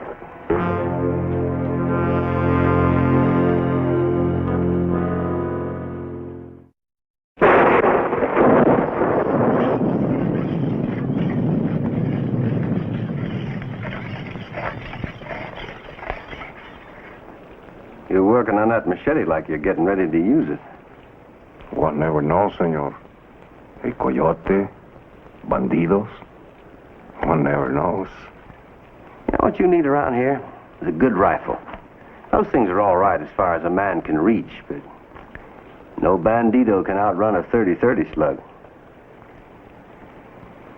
Now you take Mr. Garrett's Winchester there. That's a real fine piece. Just what the Rio Dolorosa needs. It costs more than Rio Dolorosa can afford. Es verdad, senor. A rifle like that would cost many pesos. Get some sleep, Curtis. We got a long ride come daylight. Well, now that'd just be flat out rude, Mr. Garrett. These folks are nice enough to give us shelter. The least we can do is visit. This crime you committed, senor, was it so bad that Senor Garrett followed you all the way to Monterrey? It's bad enough. Catch is, I didn't have anything to do with it. Yet you ran. Isn't that true? Well, it was either that or get hung. Folks around Lincoln always did blame me for everything. Now tell me, Domingo, do I look like a man who'd kill somebody? What is in a man's heart, senor, it's not always shown his face. Of course, I'm not saying it shouldn't have been done. And they're asking for it. Sashaying around like it was better than other folk. Treating people like dirt.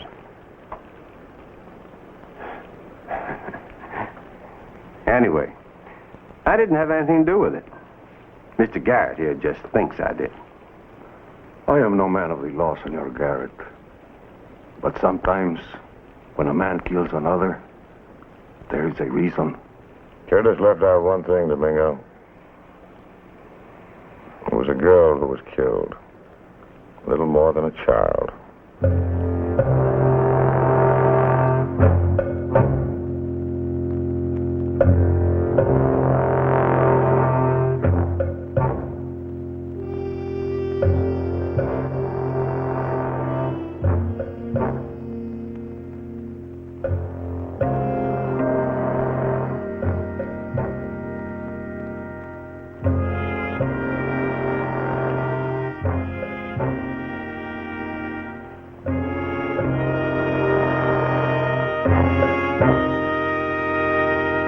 A rifle wouldn't leave much of your face.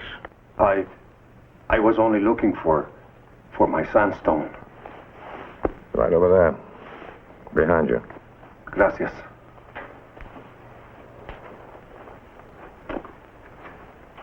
It's time we ate. Maria, los frijoles pronto. You sleep well, Curtis? Always do.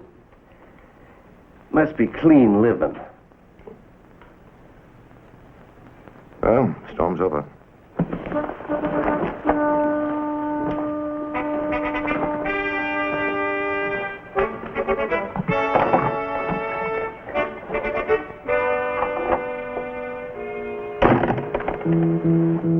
We'll make the Rio Grande before sundown.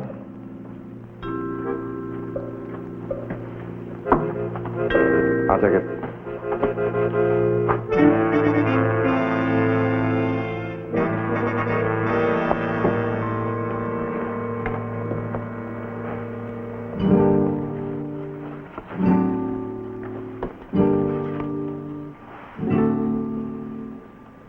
Maybe your friends could saddle up the horses for us while we're reading. Muchachos.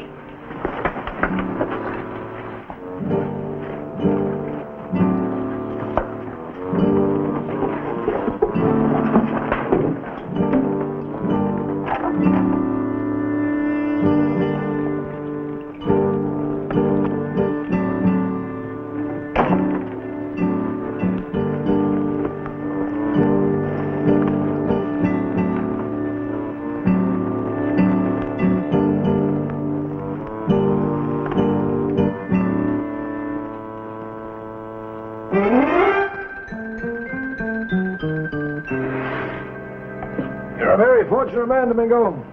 Your wife is an excellent cook. Si, senor. She also has a strong back and rarely snores. Muchas gracias, senora. Por nada, señor. 20 pesos? Sí, señor.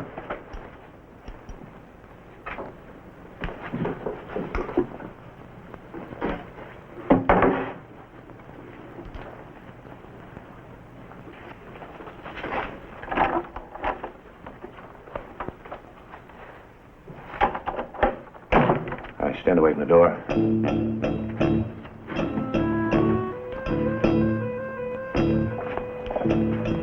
Domingo, have that machete. I'm sure you won't mind putting it on the table. Knife like that can be a dangerous thing to carry around. Bueno.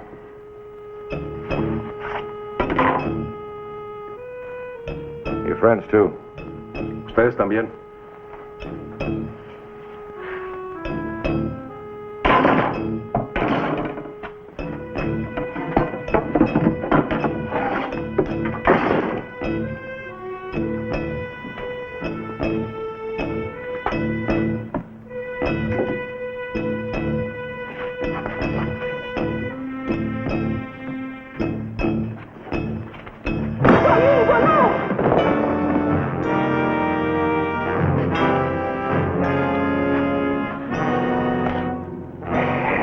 Chihuahua. I ever get picked up by another tin badge, Domingo, I'll know just where to bring him. Humberto, el dinero.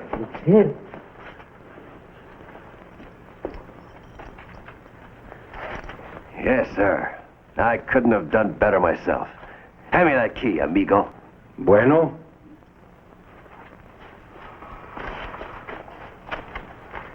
When I am ready. More than 100 pesos. Qué bueno. Dámelos. Dámelos. Throw him in the river. No, Domingo, no. Acuérdate lo que dice el padre. You go to the women. This is a word for men. Throw him in the river. He keeps his secrets well.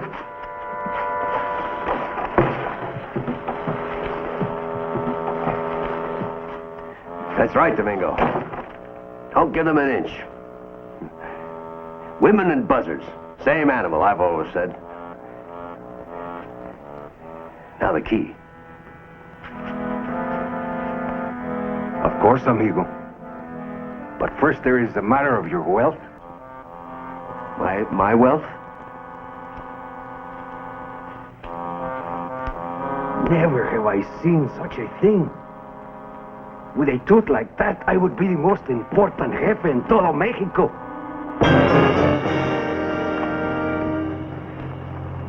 Mira, mano, policía de Río Doloroso. Qué chulas mis botas. Vámonos con él al río. Al río, vámonos. Ángel! Humberto! Have you lost your senses? Put that man down.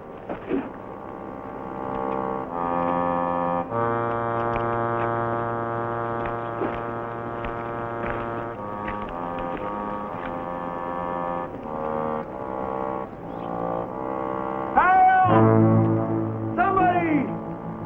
Get me out of here! Domingo! Domingo!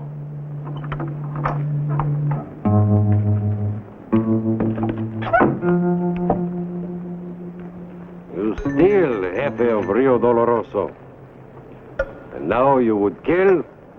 What is the life of a gringo to us, priest? We live, we die, we grub in the dirt. We scratch to fill our bellies. And what for? No.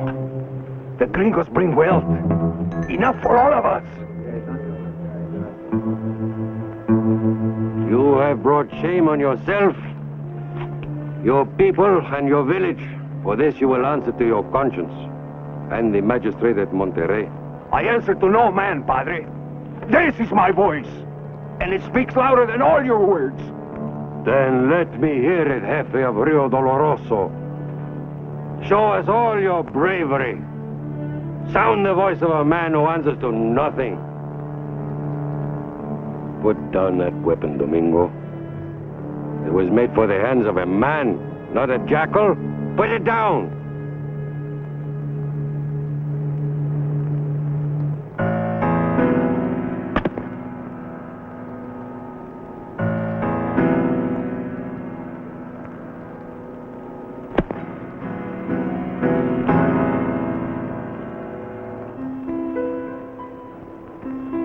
shame is not Domingo's alone.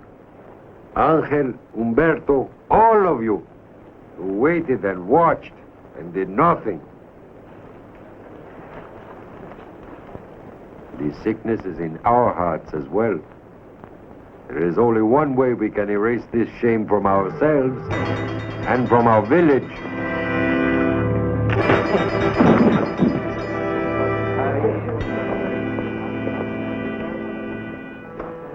In my business, Padre, you learn early. Never turn your back on a desperate man. In my business, senor, there are no desperate men. Domingo was not striking at me, but at himself.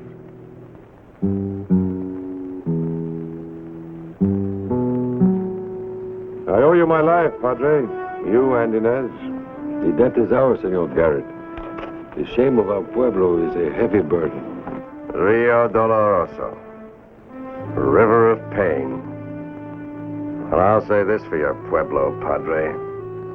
It's well named. Domingo will be tried, and he will be punished with Angel and Humberto. And your pueblo has no shame, Padre. Adios.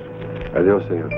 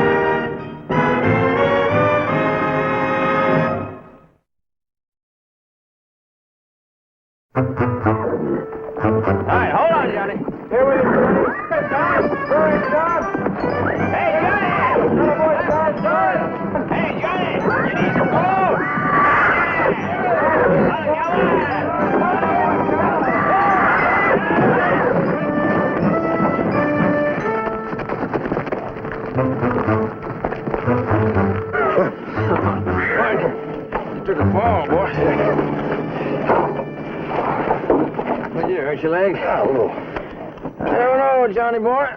Looks to me like old Daddy Time just about passed you by. I mean, a fella in his prime ought to have that started in his hip pocket by this time. Not do much sitting, he wouldn't.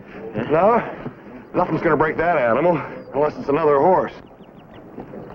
You got $5? You just better pay me right now, because you might not get back down for next payday. You hold my collateral, right?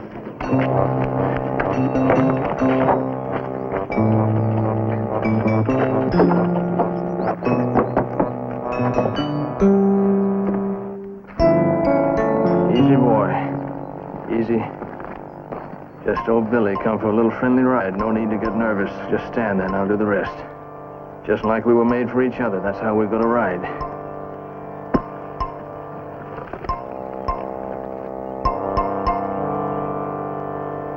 Easy. Let him go, let him go.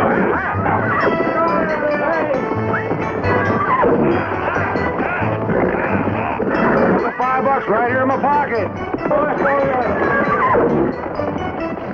Got him, Billy. Oh, you got him, Billy. You got him.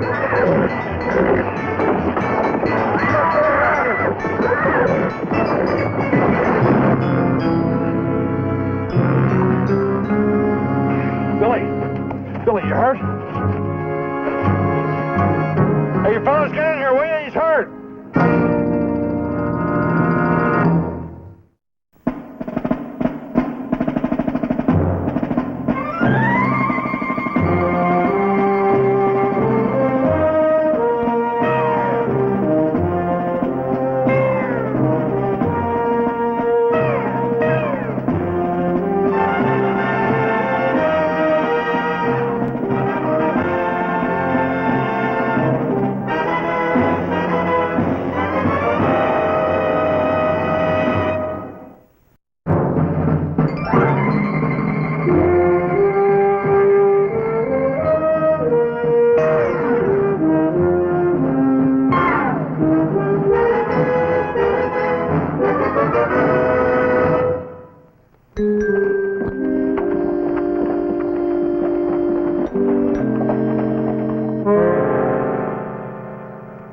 Hey, that's quite a bump. How did it happen? Oh, the cinch slipped on his saddle. Hey, Doc, shouldn't he be coming out of it by now? Well, that's what the books say, but they're not always right. Especially a subject that the medical profession admittedly knows little about. Concussion? Broken bones, new babies, gunshot wounds, these are things we understand and we can treat, but injured heads, all we can do is wait and watch for the symptoms.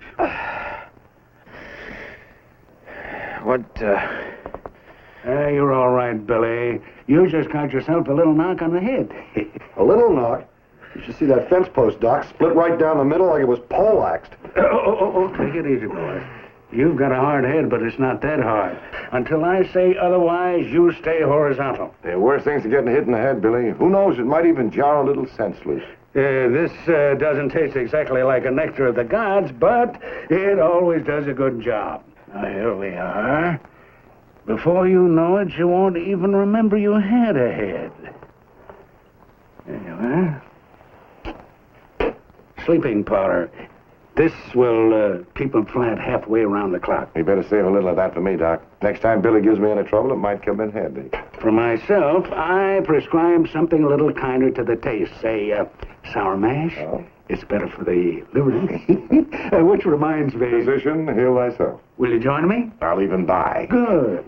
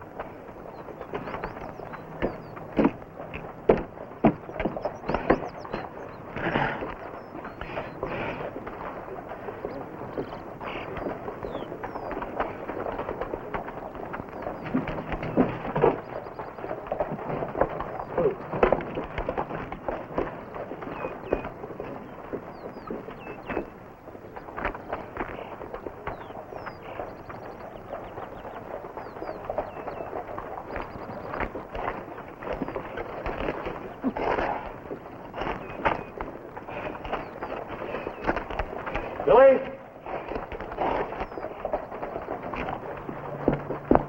Hey, Billy.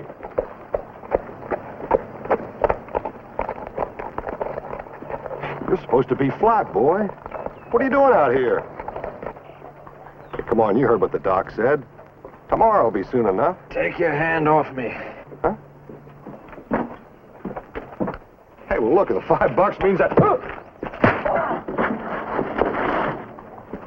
Well, it's not possible. It is just not possible. He's had enough medication to knock a bull off his feet. Billy, you've pulled some crazy stunts before, but this... Save the servant, Pat. He's out on his feet. We'd better get him back to the office. Come on, Billy.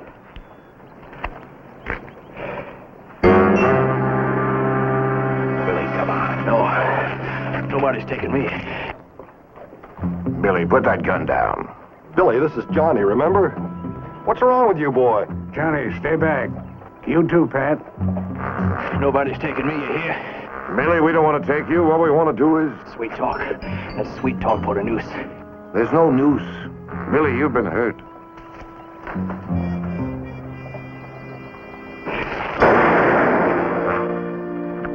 No, Pat, don't try it. Get back here before you kill someone.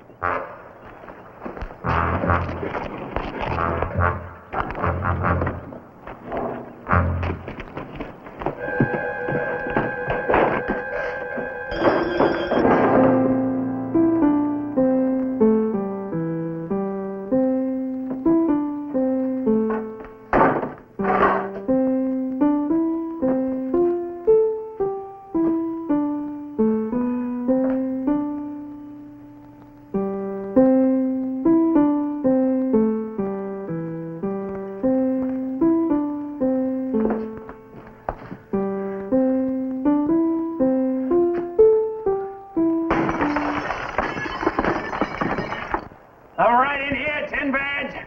Anytime you think you're man enough, just come a-running. You better unhitch those horses. Doc, what's wrong with him? Oh, shock, injured head, maybe a combination of concussion and medication. I don't know.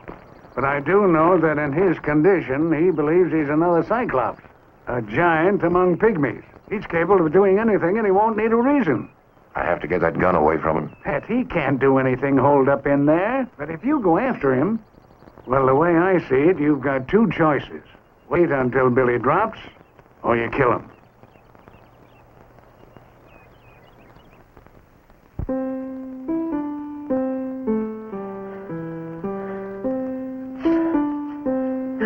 Anyone else in here? A big man with mouth and artillery to match. You sure got weak eyes. I ask you a question. Look, Billy, the day I start counting noses... Can I buy anybody a drink? Allow me. I am Ambrose Beer, Doctor of Distillations Divine. To put it more accurately, a whiskey peddler. You put your hands on the bar. My friend, you have nothing to fear from me. I've been a fervent coward since birth. Yeah. You're a liar, whiskey man. A coward would have been long gone after that first shot. You get over there. Oh!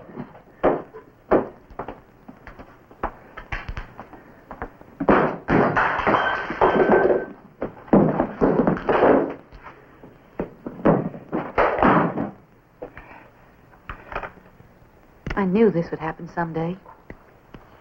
He's gone killing crazy. Humor him. If he says jump, say, how high? And do it with a smile.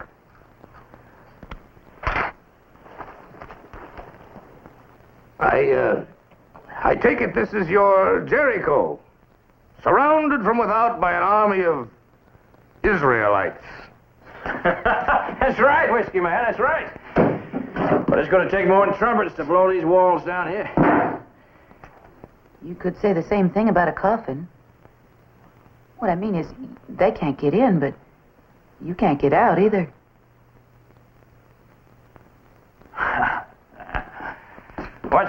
What's your name? Angela? Angela. Got kind of an organ sound to it, don't it? You know. Catch here, so words don't fit the music here. Now you listen. You listen good. I got thunder in my belly here, and I'm 12 feet 6 inches tall. Ain't nobody gonna tell me what to do. Nobody. You understand? You misunderstood, friend. We're on your side. That's right, Billy. Anything you say. All right.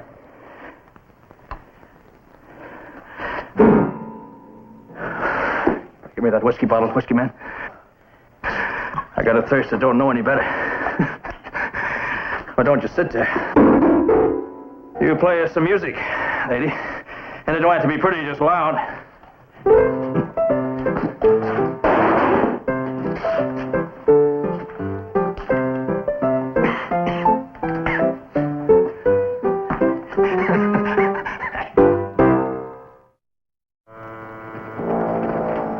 I figured you might be needing this. No, thanks. One thing for sure, Billy's not going nowhere. And he's got boys out back. They got every window covered. Well, is this what we're going to do? Stand around here and wait? You got some other way, Larker? Yeah, this. Now, Bonnie will be coming back to that window. And when he does... He'll put a bullet through his head. Larker, he's sick. Who can he hurt while he's alone in that saloon? He's not alone. Meaning? When I left, there were two people in there. Some saloon gal and a whiskey drummer.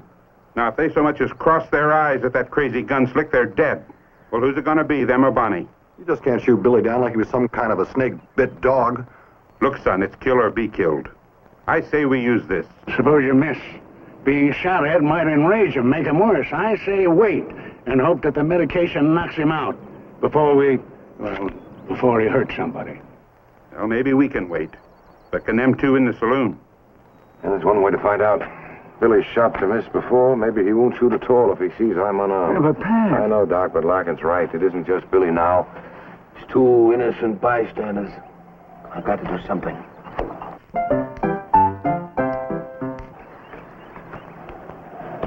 Billy!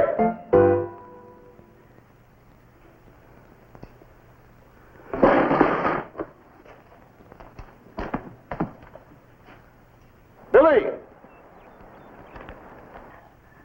I see you, Tin Badge. I see you real good. I'm not armed, Billy. I don't want to hurt you. But this has got to stop before it's too late. I'm coming in. Yeah, you do that.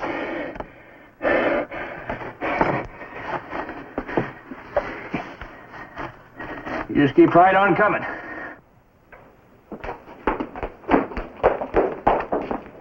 Billy, you gotta believe me. Nobody wants to take you. All we want to do is help you. You've been hit on the head. You're hurt. It's only a matter of time before you go down. Billy, throw out that gun before it's too late. Billy, no! No! Get out of here. Next time, Tin Badge! Next time I won't miss!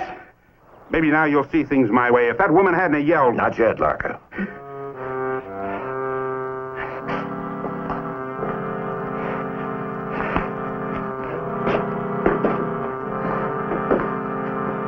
What she did, Bonnie, she did for you.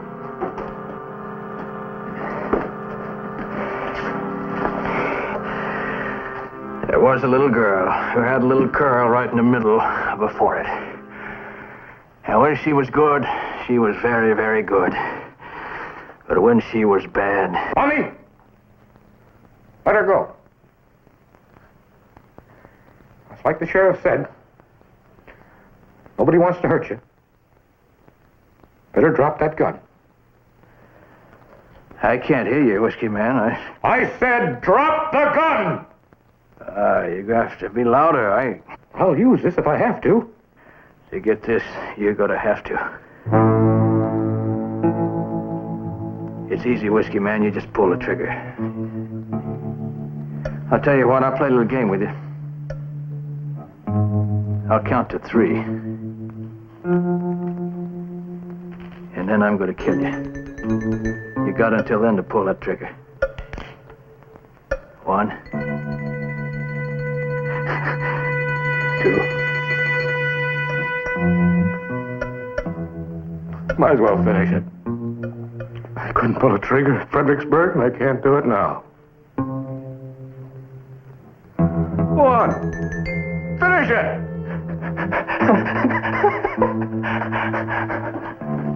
I'll tell you what, Whiskey Man. When you point a gun at someone, you better make sure. You better make real sure it'll go off.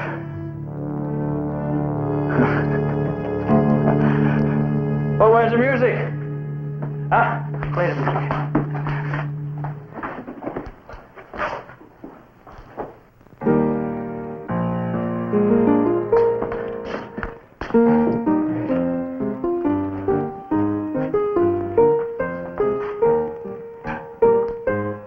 Thanks.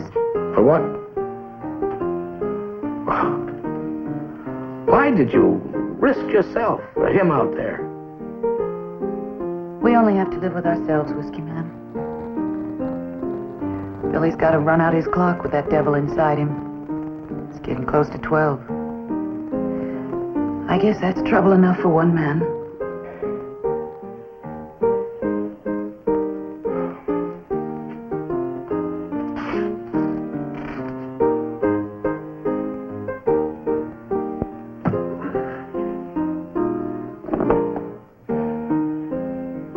That's right, Whiskey Man.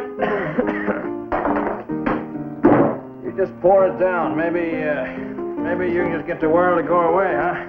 Leave you in peace. It isn't the world that I'm trying to run away from, Mr. Barney. It's the mirror that I have to look at every morning. I'll tell you when to stop. You just keep playing.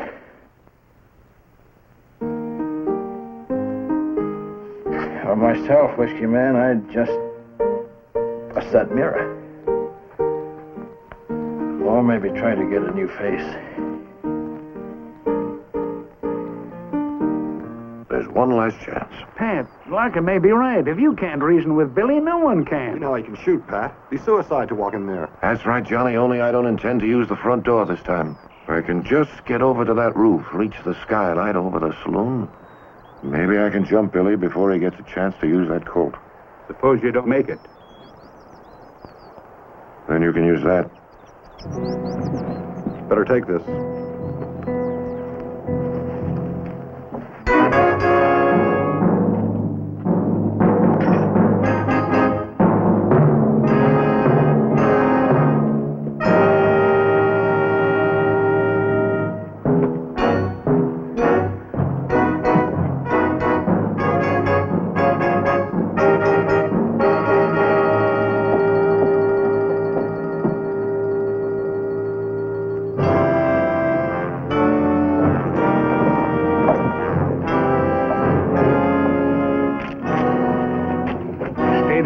And keep that rifle out of sight. There'll be time enough if you have to use it.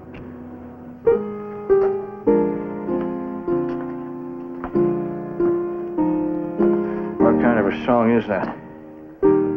It's just a ballad. I used to hear it a lot when I was a kid. I don't know why I started it. Finish it.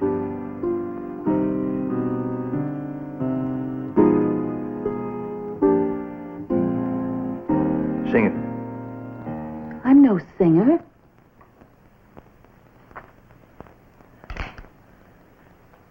You are now.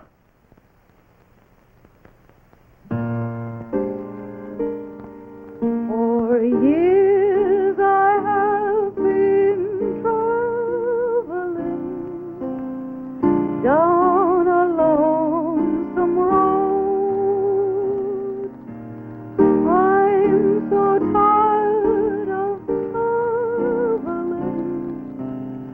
down a lonesome road. Never hear a friendly word on my lonely way. Only hear a mockingbird as he flies away.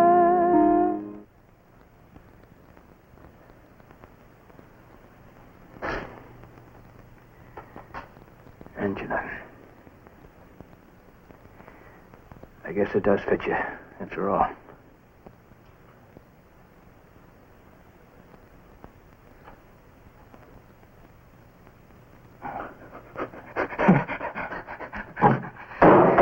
Now I want it loud, real loud. Come on. Play it louder.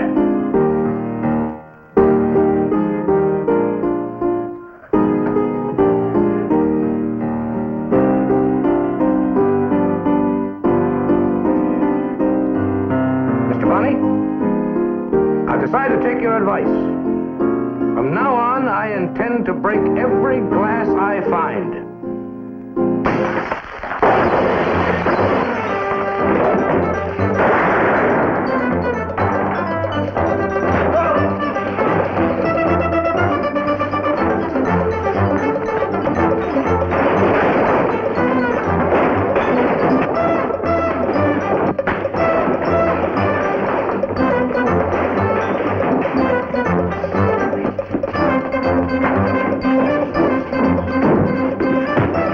Billy, it's over.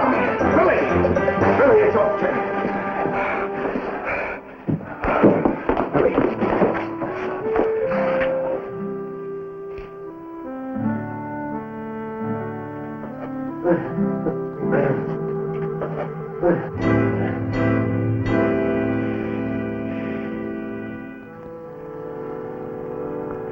What's the matter, Patrick? You look like that horse threw you instead of me. Well, Billy, maybe it did. What am I doing here? Last thing I remember is that corral post. What are you doing here? I guess the same thing you were doing this morning, Billy, riding a wild horse. Looks like it's going to be all right. You two look like you could use a drink. Story of my life, Sheriff. Like our young friend here, maybe I've been riding a wild horse, too. You know, I do believe he was right. The name Angela, it does indeed do you justice. May I? Well, I'd be delighted.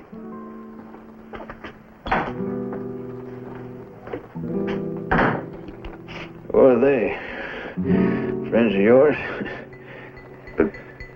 No, as a matter of fact, Billy, they're friends of yours.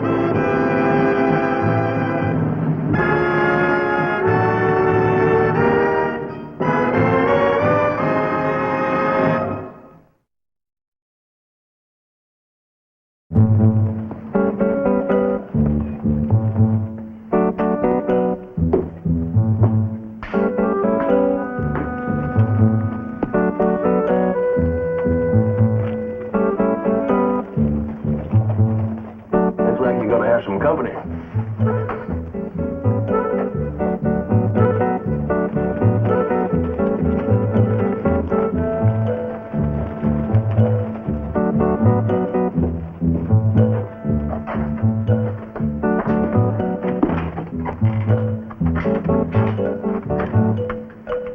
I would speak with the sheriff, please. Senor Patrick Garrett. I'm Garrett, ma'am. Won't you come right on in?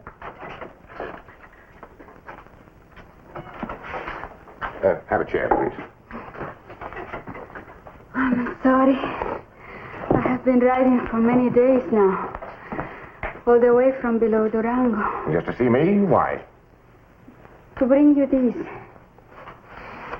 To ask you if it is a good and true piece of paper.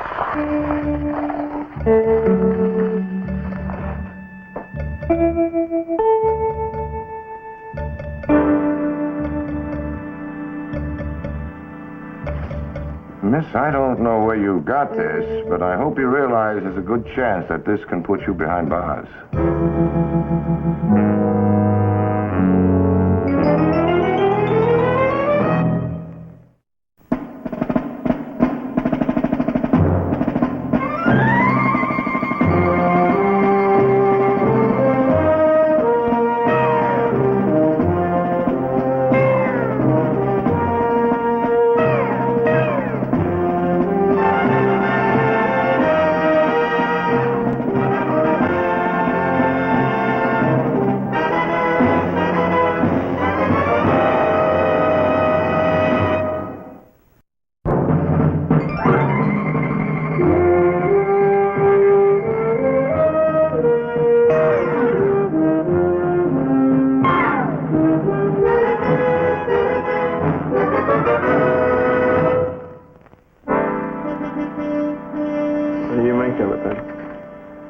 I'm no expert on Spanish, but it seems to be some sort of a land grant. By royal proclamation for services rendered to the crown, it is decreed that Ferdinand Sanchez and his descendants shall be granted in perpetuity that section of land in New Spain, which is bounded by San Pascual Creek to the north, by the Guadalupe Range to the east and south, and by Santa Ana Canyon to the west. It's dated 153 years ago, signed by King Philip V. I see it. Where did you get this piece of paper, Miss... Sanchez. Angelita Sanchez. It belonged to my grandfather. We found it in his chest of family treasures when he died last month. And who told you to bring it here, to me? Father Juan, the padre of my village. Your name was known to him. He said, the man Garrett is a man of honor. If the paper is a true document, he will tell you so. And if it is false, he will tell you that too. He's a man to be trusted. Please, senor, will you tell me now? Is it true or is it false? Well, whoever drew this thing up sure knew where the choicest lands were, Patrick. Any chance of this thing being on a level, she'd own half of Lincoln County and most of Tundle spread.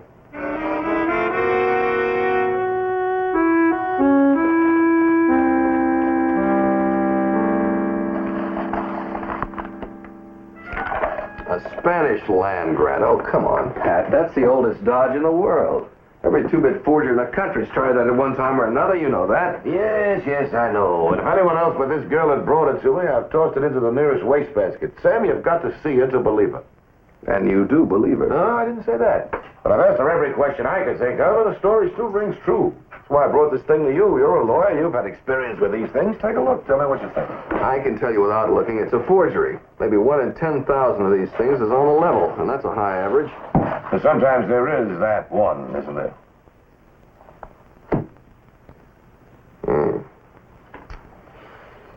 She takes in a lot of land, doesn't she? Including my property. Yours and most of the rest of the towns. Well, if I can say this for her, if it's a forgery, and I believe it is, it's one of the best I've ever seen. You're going to need some experts' opinions on this. And the best I know are in Santa Fe. You want me to have them check it out for you? I'd appreciate it, Sam. And as soon as possible. I don't have to tell you how much is at stake. Oh, and Pat, you could tell the little lady not to get her hopes too high. It's my guess she's more likely to end up in jail than owning half of Lincoln County.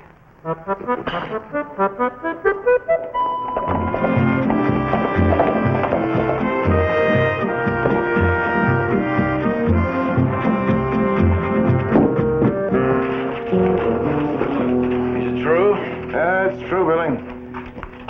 But those people who examined it, they must have made a mistake or something. Billy, that document was examined by 3 experts. All 3 of them agree that in their best judgment, the document was authentic. But that's crazy, Patrick. You're saying half this territory here don't belong to the people who own it. Patrick, these people, they've been trying to build up this place all their lives. You think I like it this way? Don't you think I know what it'll mean if I'm forced to evict half the county? Well, then you better not try it, Patrick. Because if you do, you're going to have this whole town outgunning for you. Including you, Billy? You see this northern boundary right along here where the creek runs? That cuts right across Tundle's property, and that makes him lose just about the best part of it. And I don't intend to let that happen, no matter who gets hurt. Billy, I don't believe in crossing bridges until I come to them. Well, you better start crossing this bridge right away, Patrick, because my boss is out at Emma Wainwright's right now with all the rest of the landowners. They're holding a meeting. Oh? What about? Well, they're about to decide what to try to do in case someone tries to throw them off their property. Now, they're going to fight, Patrick. You know what that'll mean. Yes, I know what that'll mean.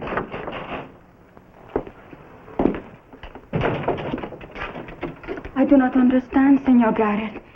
The people on the street, they say bad things to me. They spit at me.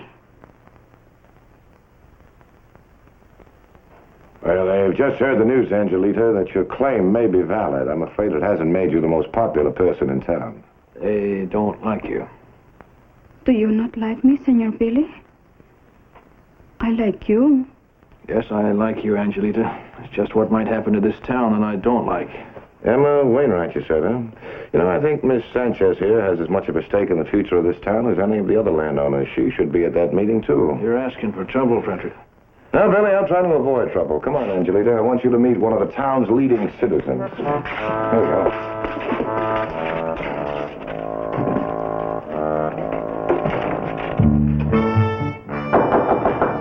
He's here. Come in, Pat.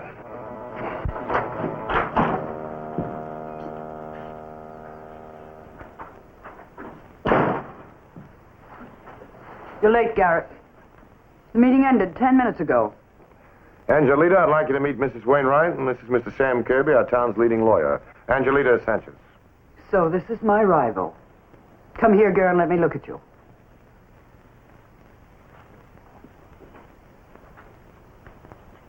Why, she's just a child. Garrett, are you seriously saying that our land could be owned by this pathetic little immigrant? I'm not saying it, Mrs. Wainwright. The land grant said it.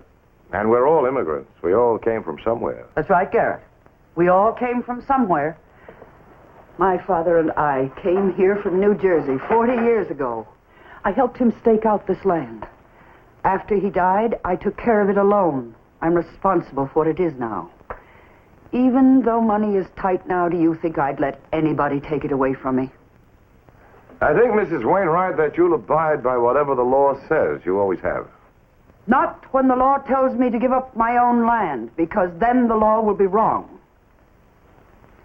I knew how to use this when I was a girl, Garrett. I could use it again if I have to. Please, I did not wish for this bad thing to happen. Is there no way to stop it? Oh, yes. There's a way, all right. A simple, easy way that could satisfy everyone. Tell it to me. Angelita, have you ever had $1,000? $1,000, senor? There is that much money in the world? We landowners have talked this over, and we're willing to pay you $1,000 if you'll go back to your village now. All you have to do is sign a piece of paper first. What will the paper say? Simply that you deny the authenticity of that document, that you relinquish all claim to our lands. I do not understand, Senor Garrett. What is it I should do? Well, I can't answer that for you, Angelita. That's something you'll have to decide for yourself. Well, I can answer it for her. If you're a smart girl, you'll take that $1,000 and be glad to get it. Before that document is declared to be a forgery, as I think it is. Before they punish you for telling lies. I do not lie. Garrett, do you really believe her? All I know, Mrs. Wainwright, is that so far all the facts have supported her claim, and until and unless I find evidence to the contrary, I have no choice but to protect her rights. That's because you're a man and she has a pretty face. But it takes a woman to judge a woman. Let me look into your eyes, child. If you're telling the truth, I shall see it. But if you're lying, I shall see that too. Well, senora, what do you see in my eyes? You have the eyes of an angel, child. A fallen angel. You see what you want to see, senora. This land, Senor Garrett, if the law says it's mine, then it will truly be mine? That's right, Angelita. Well, then we will let the law decide. We will let the law say whether I lie or not.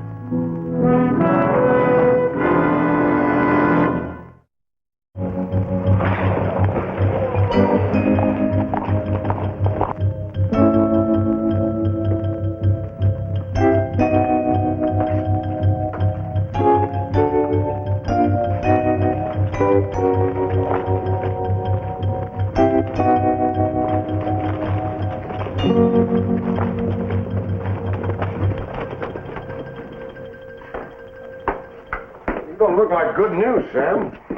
What happened? Well, they found a record of that land grant in the archives at the Capitol. It must have been there for years. It killed any legal arguments I could have used. You mean then there's no question all of this belongs to her? She's just one girl all alone. I mean, there ain't nothing she can do about it. Yeah, she's one girl all alone, Billy, with the law behind her. It's definite, huh? There's one possible way out, however. What's that? Well, if we could rent our land back from her until we're able to raise the cash to buy it, that way we wouldn't have to be dispossessed. You mean Tundle would be a tenant on his own property? I don't like this any better than you do, Billy, but it might be our only solution. There's another hitch, too. What's that? Well, some of us are strapped for cash. Emma's working on a loan right now. But, well, I'll talk to the other landowners, Pat, see what I can do. Thanks, Sam. Thanks for everything. Which side of your arm, Patrick? Your first obligation is to the people of this town elected you sheriff. Merely my first obligation is to uphold the law. That's why they elected me sheriff. Right now, I wish they hadn't. You got nothing better to do than look at pictures when your friends are about to be cheated out of their lands? These aren't pictures, Billy. These are records of the territory, the way it looked 150 years ago. I'm going to have to evict half the town. I sure don't want to make any mistakes.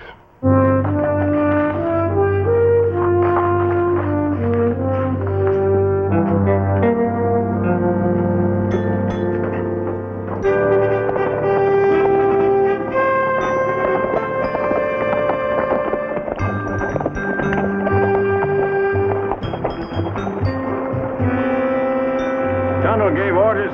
You ain't welcome around here. I have a search warrant, Billy. Would you like to see it? All I want to see is for you to mount up and ride out of here. I'm sorry. Haven't finished my business yet. Just a creek. You've seen it 100 times. Yes, so I have. But you know, this is the first time I've ever really looked at it. What's so special about it? Why, just the fact that it's there. How has it managed to run uphill? Over that ridge there. It doesn't run uphill. It runs through the hill. Tunnel had a channel dug for it. Oh? And just when did he do that? Oh, I don't know. About 20, 25 years ago, I guess. After he staked out the land, he needed water here to irrigate it. Where did he get it? The river, northwest of here. Hey, you know something, Billy? A man learns something new every day. Well, guess I'll be on my way. Well, it seems to me if you spend half as much time trying to prove those papers are forged as you do stupid about other people's lands here, we'd all be a lot better off. Billy, there's nothing I'd rather do than prove this was forged, but proof isn't easy to come by. Well, maybe you ain't looking in the right places, Patrick. Don't meddle, Billy. I know what I'm doing. I'd say you were doing exactly nothing.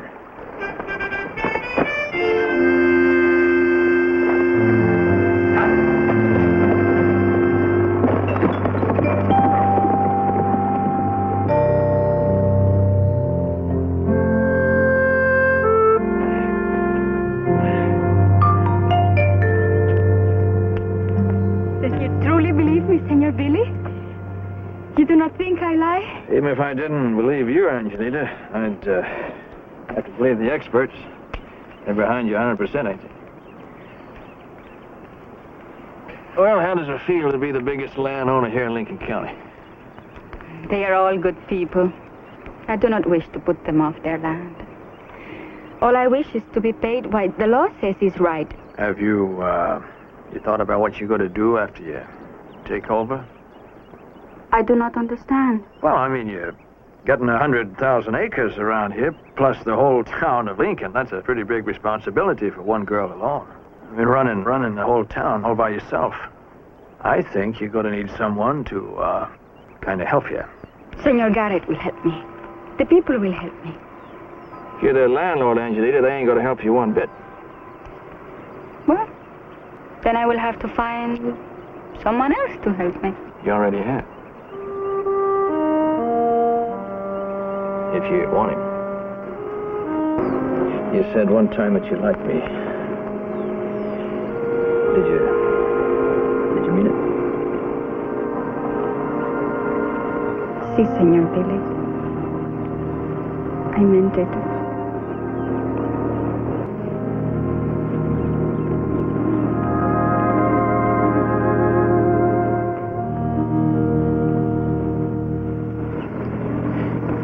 Like I said, you're going to need someone to help you out around here when you take over all your lands. You're going to need someone strong, Angelina.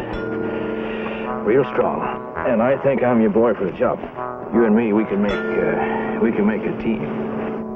Is it me you care for, Senor Billy? Or is it my lands?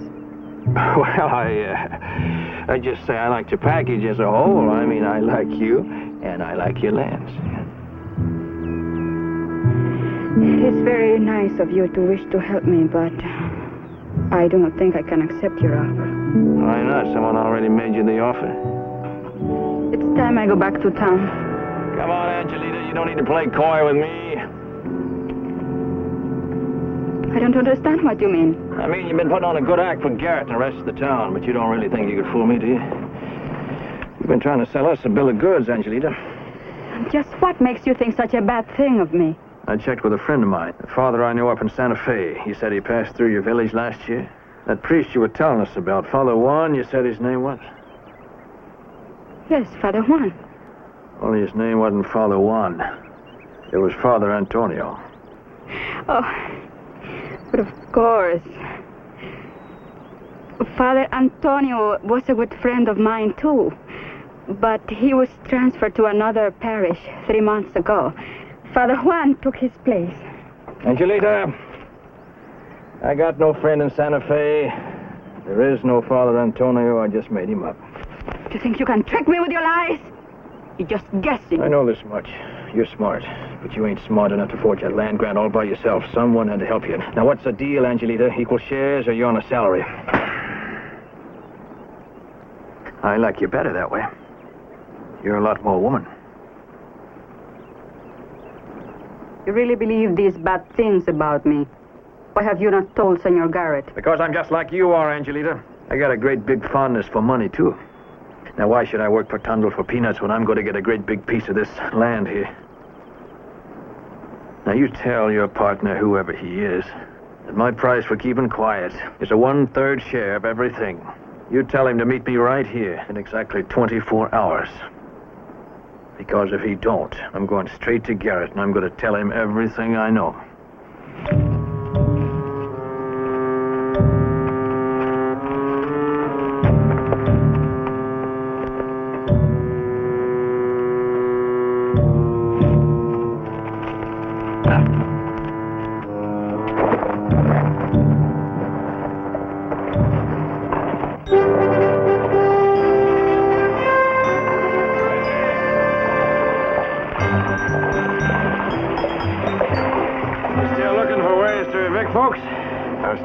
Job, Billy. Well, I wouldn't worry too much about it if I was you, Patrick. I got reason to believe your troubles might be over pretty soon. Billy, stay out of this. I know things that you don't. Yeah, such as what? When I think it's any of your business, I'll let you know. But right now, you're playing with fire, and I'm better equipped to put it out. Give it up, Billy. Oh, sorry, Patrick, but I'm in kind of a hurry here. I got a date with a real pretty little gal. I wouldn't want to be late for her.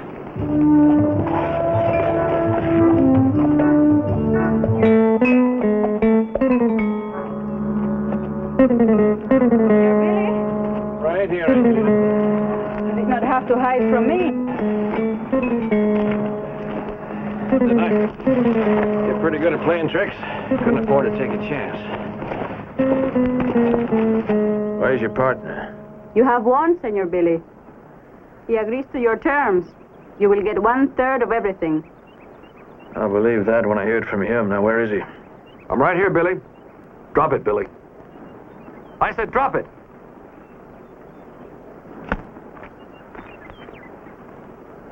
I don't get it, Sam. Why you? Why not me, Billy? The trouble with being a lawyer in a town like Lincoln, Billy, is a man can only go so far and he's at a dead end. He gets kind of tired of taking orders from Emma Wainwright and the rest of the town's leading citizens. If he has any ambition, he wants to be the leading citizen himself. Yeah, but you're no criminal, Sam. You don't even know how to break the law. You forget, Billy, I've spent half my life in courtrooms with men who specialize in breaking the law. I've learned a lot from them, especially their mistakes. That's why I don't intend to make one of my own. All right, so what happens now? I'm afraid you left me no choice, Billy. I've invested a lot of time and effort in setting all this up. It cost me a lot of money to get that land grant forged by an expert. It was even harder to find just the right girl to work with me. She didn't tell you, did she? We're getting married as soon as she takes over. That way I'll have a legal right to run things. You didn't miss a trick, did you, Sam? I tried not to. I'm sorry about what I have to do, Billy. I always liked you, but you left me no alternative. Cabby!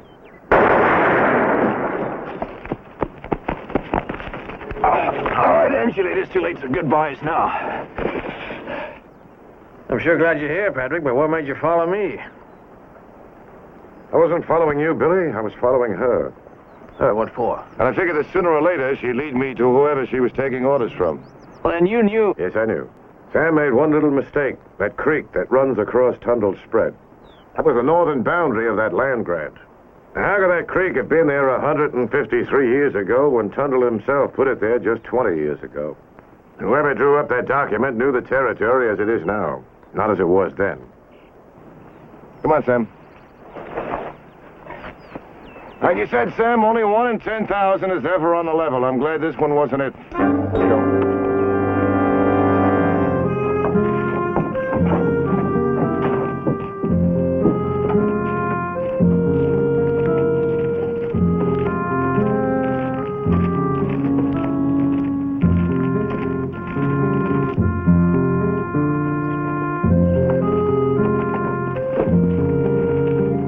Now, go right ahead, Dave. They'll be there to take them off your hands as soon as you get in. All right, Kevin.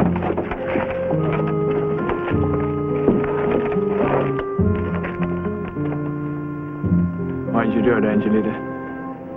I mean, you're a fine-looking girl. You could have found a man to love you, to marry you, to give you a good life. The stakes were high, Senor Billy. And I was very poor. Have you never gambled for high stakes?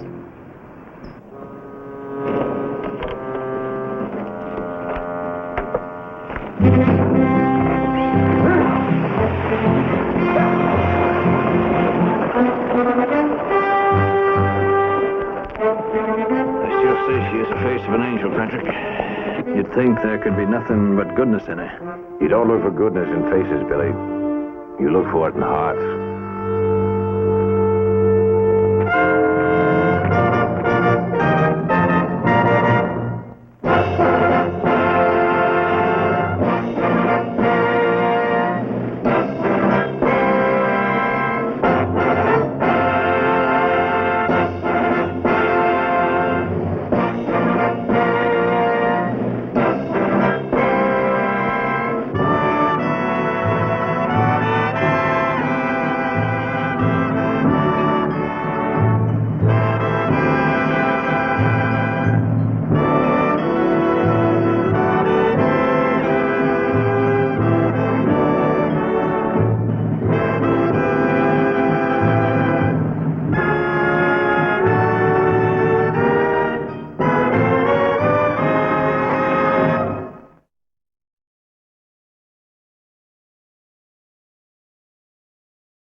ভালোবাসা সুন্দর, ভালোবাসাও সুন্দর। মানুষ নিজের অজান্তেই ভালোবেসে ফেলে।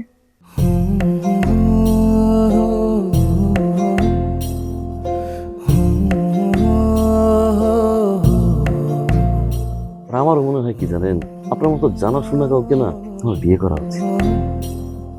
এটা কি উপলক্ষে? ম্যাডাম, ফুলটা গ্রহণ করুন, তারপরে বলতেছি। ভোটার আইডি কার্ডে যার স্বাক্ষরের জায়গায় টিপসই দেয়, এখানে কেউ ডাক্তার। এই দুইজনের মধ্যে যে আগে ম্যাডামের মন জয় করতে পারবে, ম্যাডাম তার।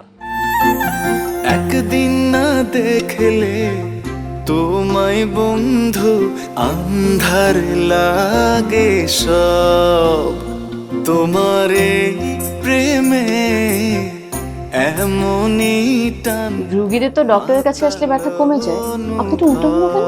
আপনি কি একটু উল্টা? তোমায় ছাড়িয়া যাব মরিয়া, তোমায় ছাড়িয়া যাব মরিয়া, যেও না বন্ধু আমার ভুলিয়া ভুলিয়া। আমার মনে হয় আমার সমস্যা কপালে। ম্যাডাম আমার কপালে নেই, আমার কপালে আছে দাগ।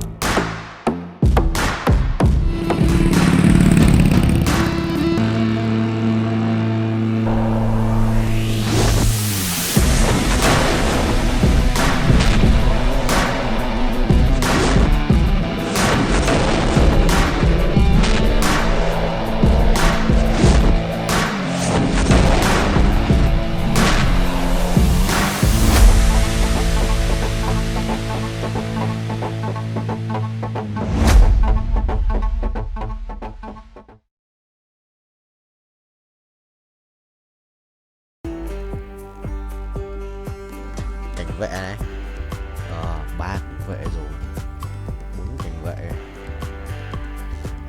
cảnh vệ 2 luôn, còn biết từ xem ra cái gì á. Có cảnh vệ à? Ui, bài này đánh as cảnh vệ nhở, hóa cung xanh à, được phết.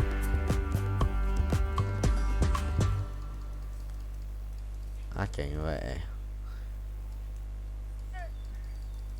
nó thì lướt này, cảnh vệ rồi. Đánh chung bài 4 tranh. Cảnh vệ as cảnh vệ thì sẽ là phần đâu rồi? What the hell? Cắt lin đâu? Đây. Đây. Thôi cái này sao mình nhớ mà. Kệ đi. Cứ cho cảnh vệ vào đã.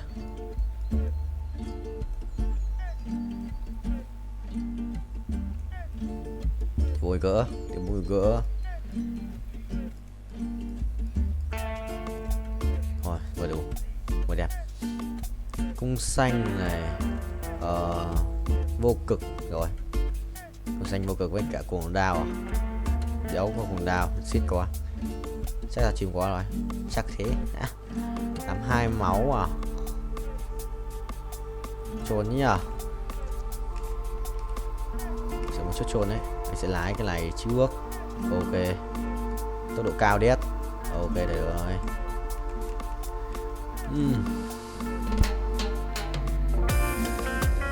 Cảnh vậy à. Có nhà đánh sự danh hóa này thật đấy át à. Chưa là ai cái quả át à. Cái đánh lắc. Này cũng không phải thôi. Không ai át thì lụ.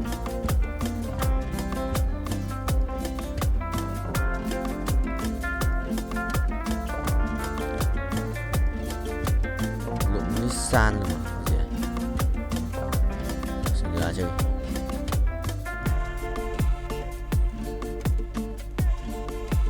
lắp tổ xin ra tạm đi.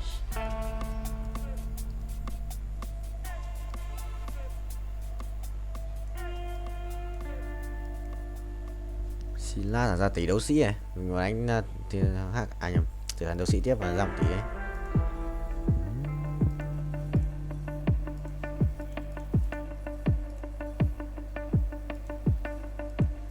Đấu sĩ ạ, quỷ đéo chịu được mà anh đã stop rồi, có thấy không? Anh nhầm cùi tía nó xóa, ha ha, tí thầy nhót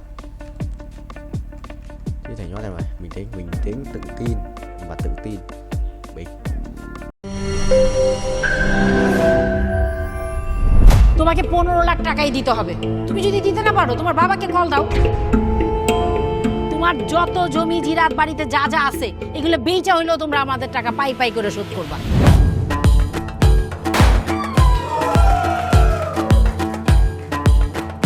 একটা ব্যাপার কি খেয়াল করছো? শহরে কিন্তু 2টা রূপ, রাতের এক রূপ, দিনের আর এক। বেঁধেছি ঘর হৃদয়ের পর গাঢ় সবুজ ওই গহীন বনে। আরে ব্রো, সবসময় চিল থাকতে হবে, কিচ্ছু মাথায় নেওয়া যাবে না। ভালোবাসা হচ্ছে একজন আরেকজনের উপর ভরসা করে, একজন আরেকজনের হাতের উপর হাত রেখে এই জীবনটা কাটিয়ে দেয়। কিছু মানুষ এই রাত জেগে থাকে আর টাকার বিনিময়ে সুখ খোঁজে। বসুন।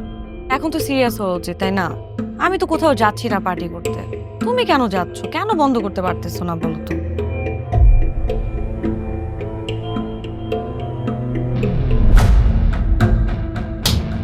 কার যে কোথায় সুখ সেটা তার প্রিয় মানুষটাও কখনো জানতে পারে না। পাশাপাশি তবু যাচ্ছি বিপরীতে, কাছাকাছি তবু যাচ্ছি বহু দূরে। Hi, you look good. Thank you.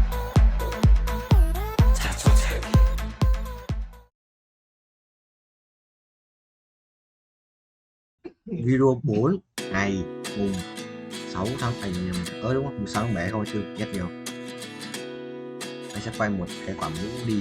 Từ người này, tới tôi xịn để thế kia. Sao không thế nào cái quả mũ liền mặt lên thì tôi không vào. Lên được mua tiếp theo sẽ có căng đấy.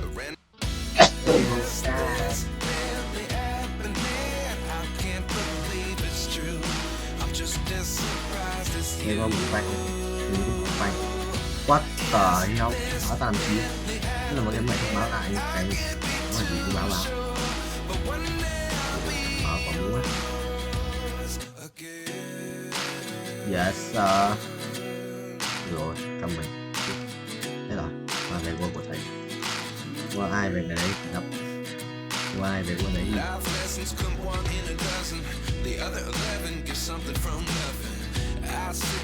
Xong anh thầy quân mới đi tập lại ấy. Đây là nó tập chiêu ấy. Mày tập mỗi máy một tí. Tao bảo là xong mày tập mỗi máy một tí thế. Tao cho tao tập một bài phải máy kiểu phải một lấy set ấy. 3-4 set này. Tao bảo xong nó cứ tập mỗi máy một lần trong 3 phút. Tao hỏi sao mày tập máy một tí thế, nó bảo là nó mới tập lại nghe chiêu tí. Nó chỉ muốn 2 tuần đấy. em một tí. 50 chết đấy. Mày dùng cứng khi là ta là nó rồi ép đi, chắc chắn ép đi. Hoàng Minh Tuấn buổi tối bận bởi vì sao? Vì đi với cả người yêu nên là không dám bảo anh ở nhà quay coi mặt chua láo thật. Đi chơi với đi date quốc date người yêu mà dám bảo anh ở nhà quay mặt chua. Đúng rồi. Chua không?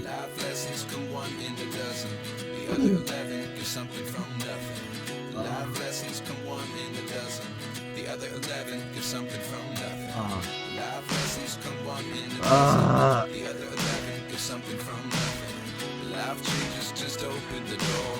One thing certain, I'll always be yours. Đây.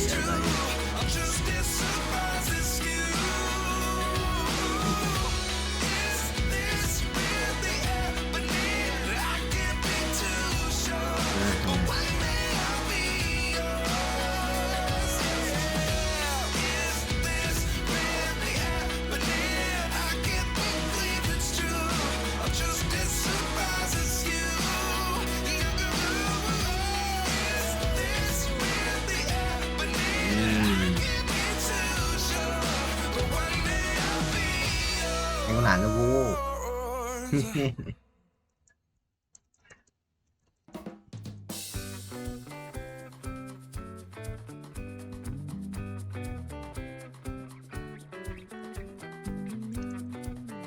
Broccoli. Tôi chơi vậy sao?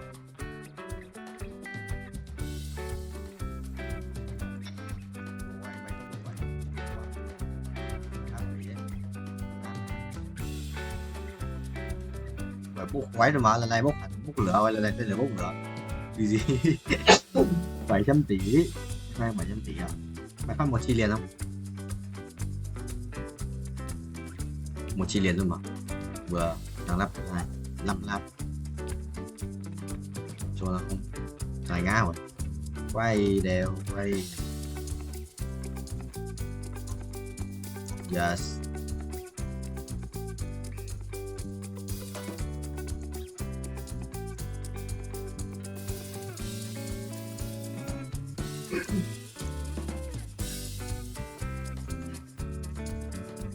Wow, trời,牛逼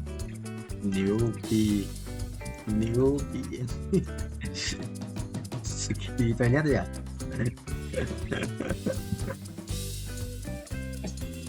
Anh có vẻ thằng cháu của em có phải Ski toilet đấy à? Không biết một cái gì. Đó, ý, nhưng mà nó không, mẹ nó cứ kiểu sợ nó không biết gì ấy, kiểu thế.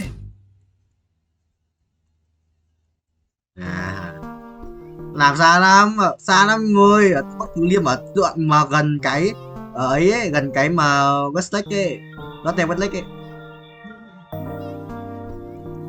đi qua cả trường V của Hoàng Dũng,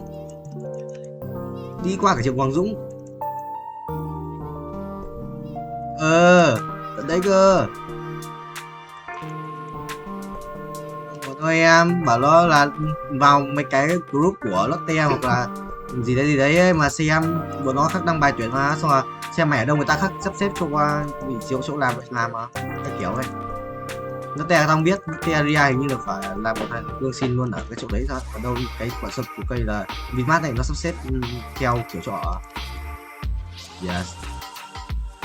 Cho vị trí ở đó. Nó ở đâu? Nhưng mà thằng cháu mày học trường ý là định học công nghiệp á? Công nghiệp thì chuồn tàu à? Năm 2 rồi chuồn tàu sao đéo đâu? Mày có cái gì? 14,2 tuổi, kinh vậy ghê vậy chồng, ghê vậy. Tao hiểu coi như skeleton dẻo Tại tập đó tao chỉ đó tập với cái mà tay nó như skeleton luôn. Tại tay nó dài xong rồi lại còn gầy ấy. Nó 58 cân. Vừa bọn tao về bọn tao cân 58 cân em. Em quay ở trong cái quả sự kiện đúng không? Con này em quay trong sự kiện đúng không? Sự kiện mũ em, quả trứng mũ này. Yes, hình như mà. Ý nhá. Chúng ta Nga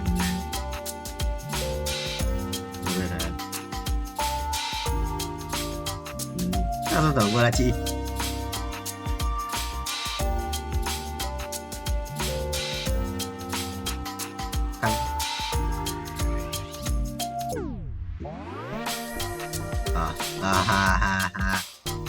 Ha yeah, chùa có cho không? Có cho không? Có cho không?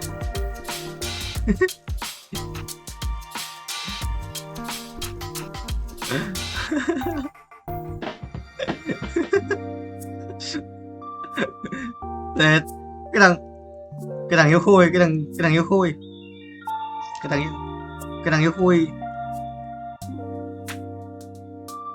Lấy thằng năm bé để độ cao.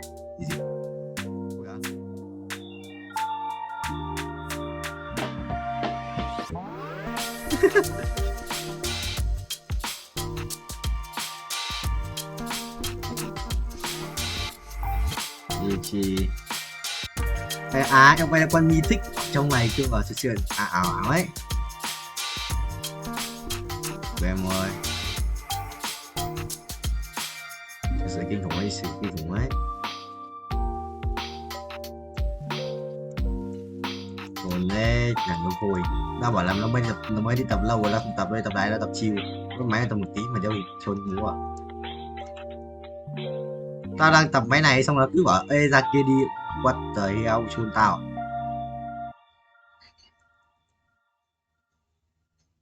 Đang đợi ra đợi tí check xem nó ra giảm giá hè chứ. Tháng này hè mình tới nhau. 6 thông báo mới. Tao đăng bài đâu. Admin có lên lập, nó đăng bài là admin có lên lập quản lý một group các member tập tại ở Nguyễn Lương Bằng để anh chị em giao lưu học hỏi xe duyên với nhau không nhỉ? Kinh ấy. Gì vậy? Gì ấy nhỉ? Nó đăng vào này, từ từ ta xem. Học ngồi Bún ơi. Nó đang đăng bài sale gì đây? Đăng từ ngày bao nhiêu đây? Đăng từ 3 ngày trước. Nó đang sale thì thằng nào nhưng mà mày cũng có kích hoạt tháng sau. Nếu mày có đi tập luôn không? Nếu mày ăn nghèo à? Đâu thế? Gì đấy, cứ đã chết nhỉ, đấm cho mày là. Kiếp thằng này xịn đấy. Xịn này ngủ ở đấy, ngoan. Chia. Hai con bạch tuộc ở đâu ấy? Không nào.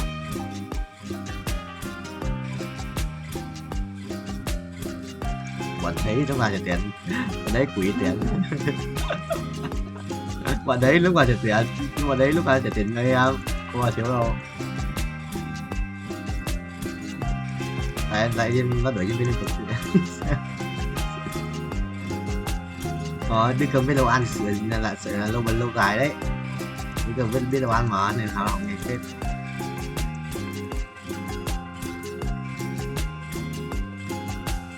Quá tời nó, nhưng mà sao nó không nói lại anh bảo sao thằng này nó không tự đi năm 2 mà anh tưởng là cái thằng mới đi xong cơ, anh tưởng thế, anh tưởng là cái thằng mới đi xong luôn này. Thằng ấy chắc là đang chơi rồi, đang chơi foil rồi, đang chơi foiling rồi.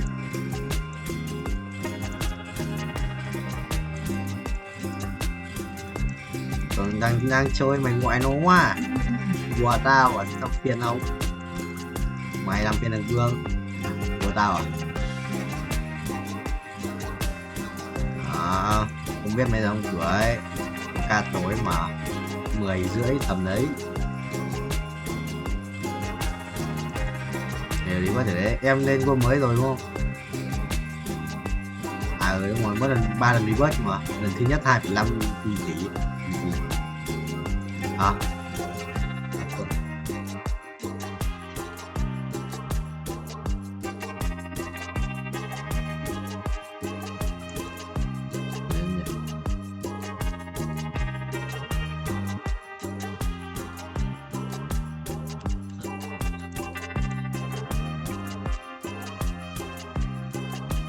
Là lạ nhỉ? Thấy thằng cháu cũng là lạ nhỉ? Không phải.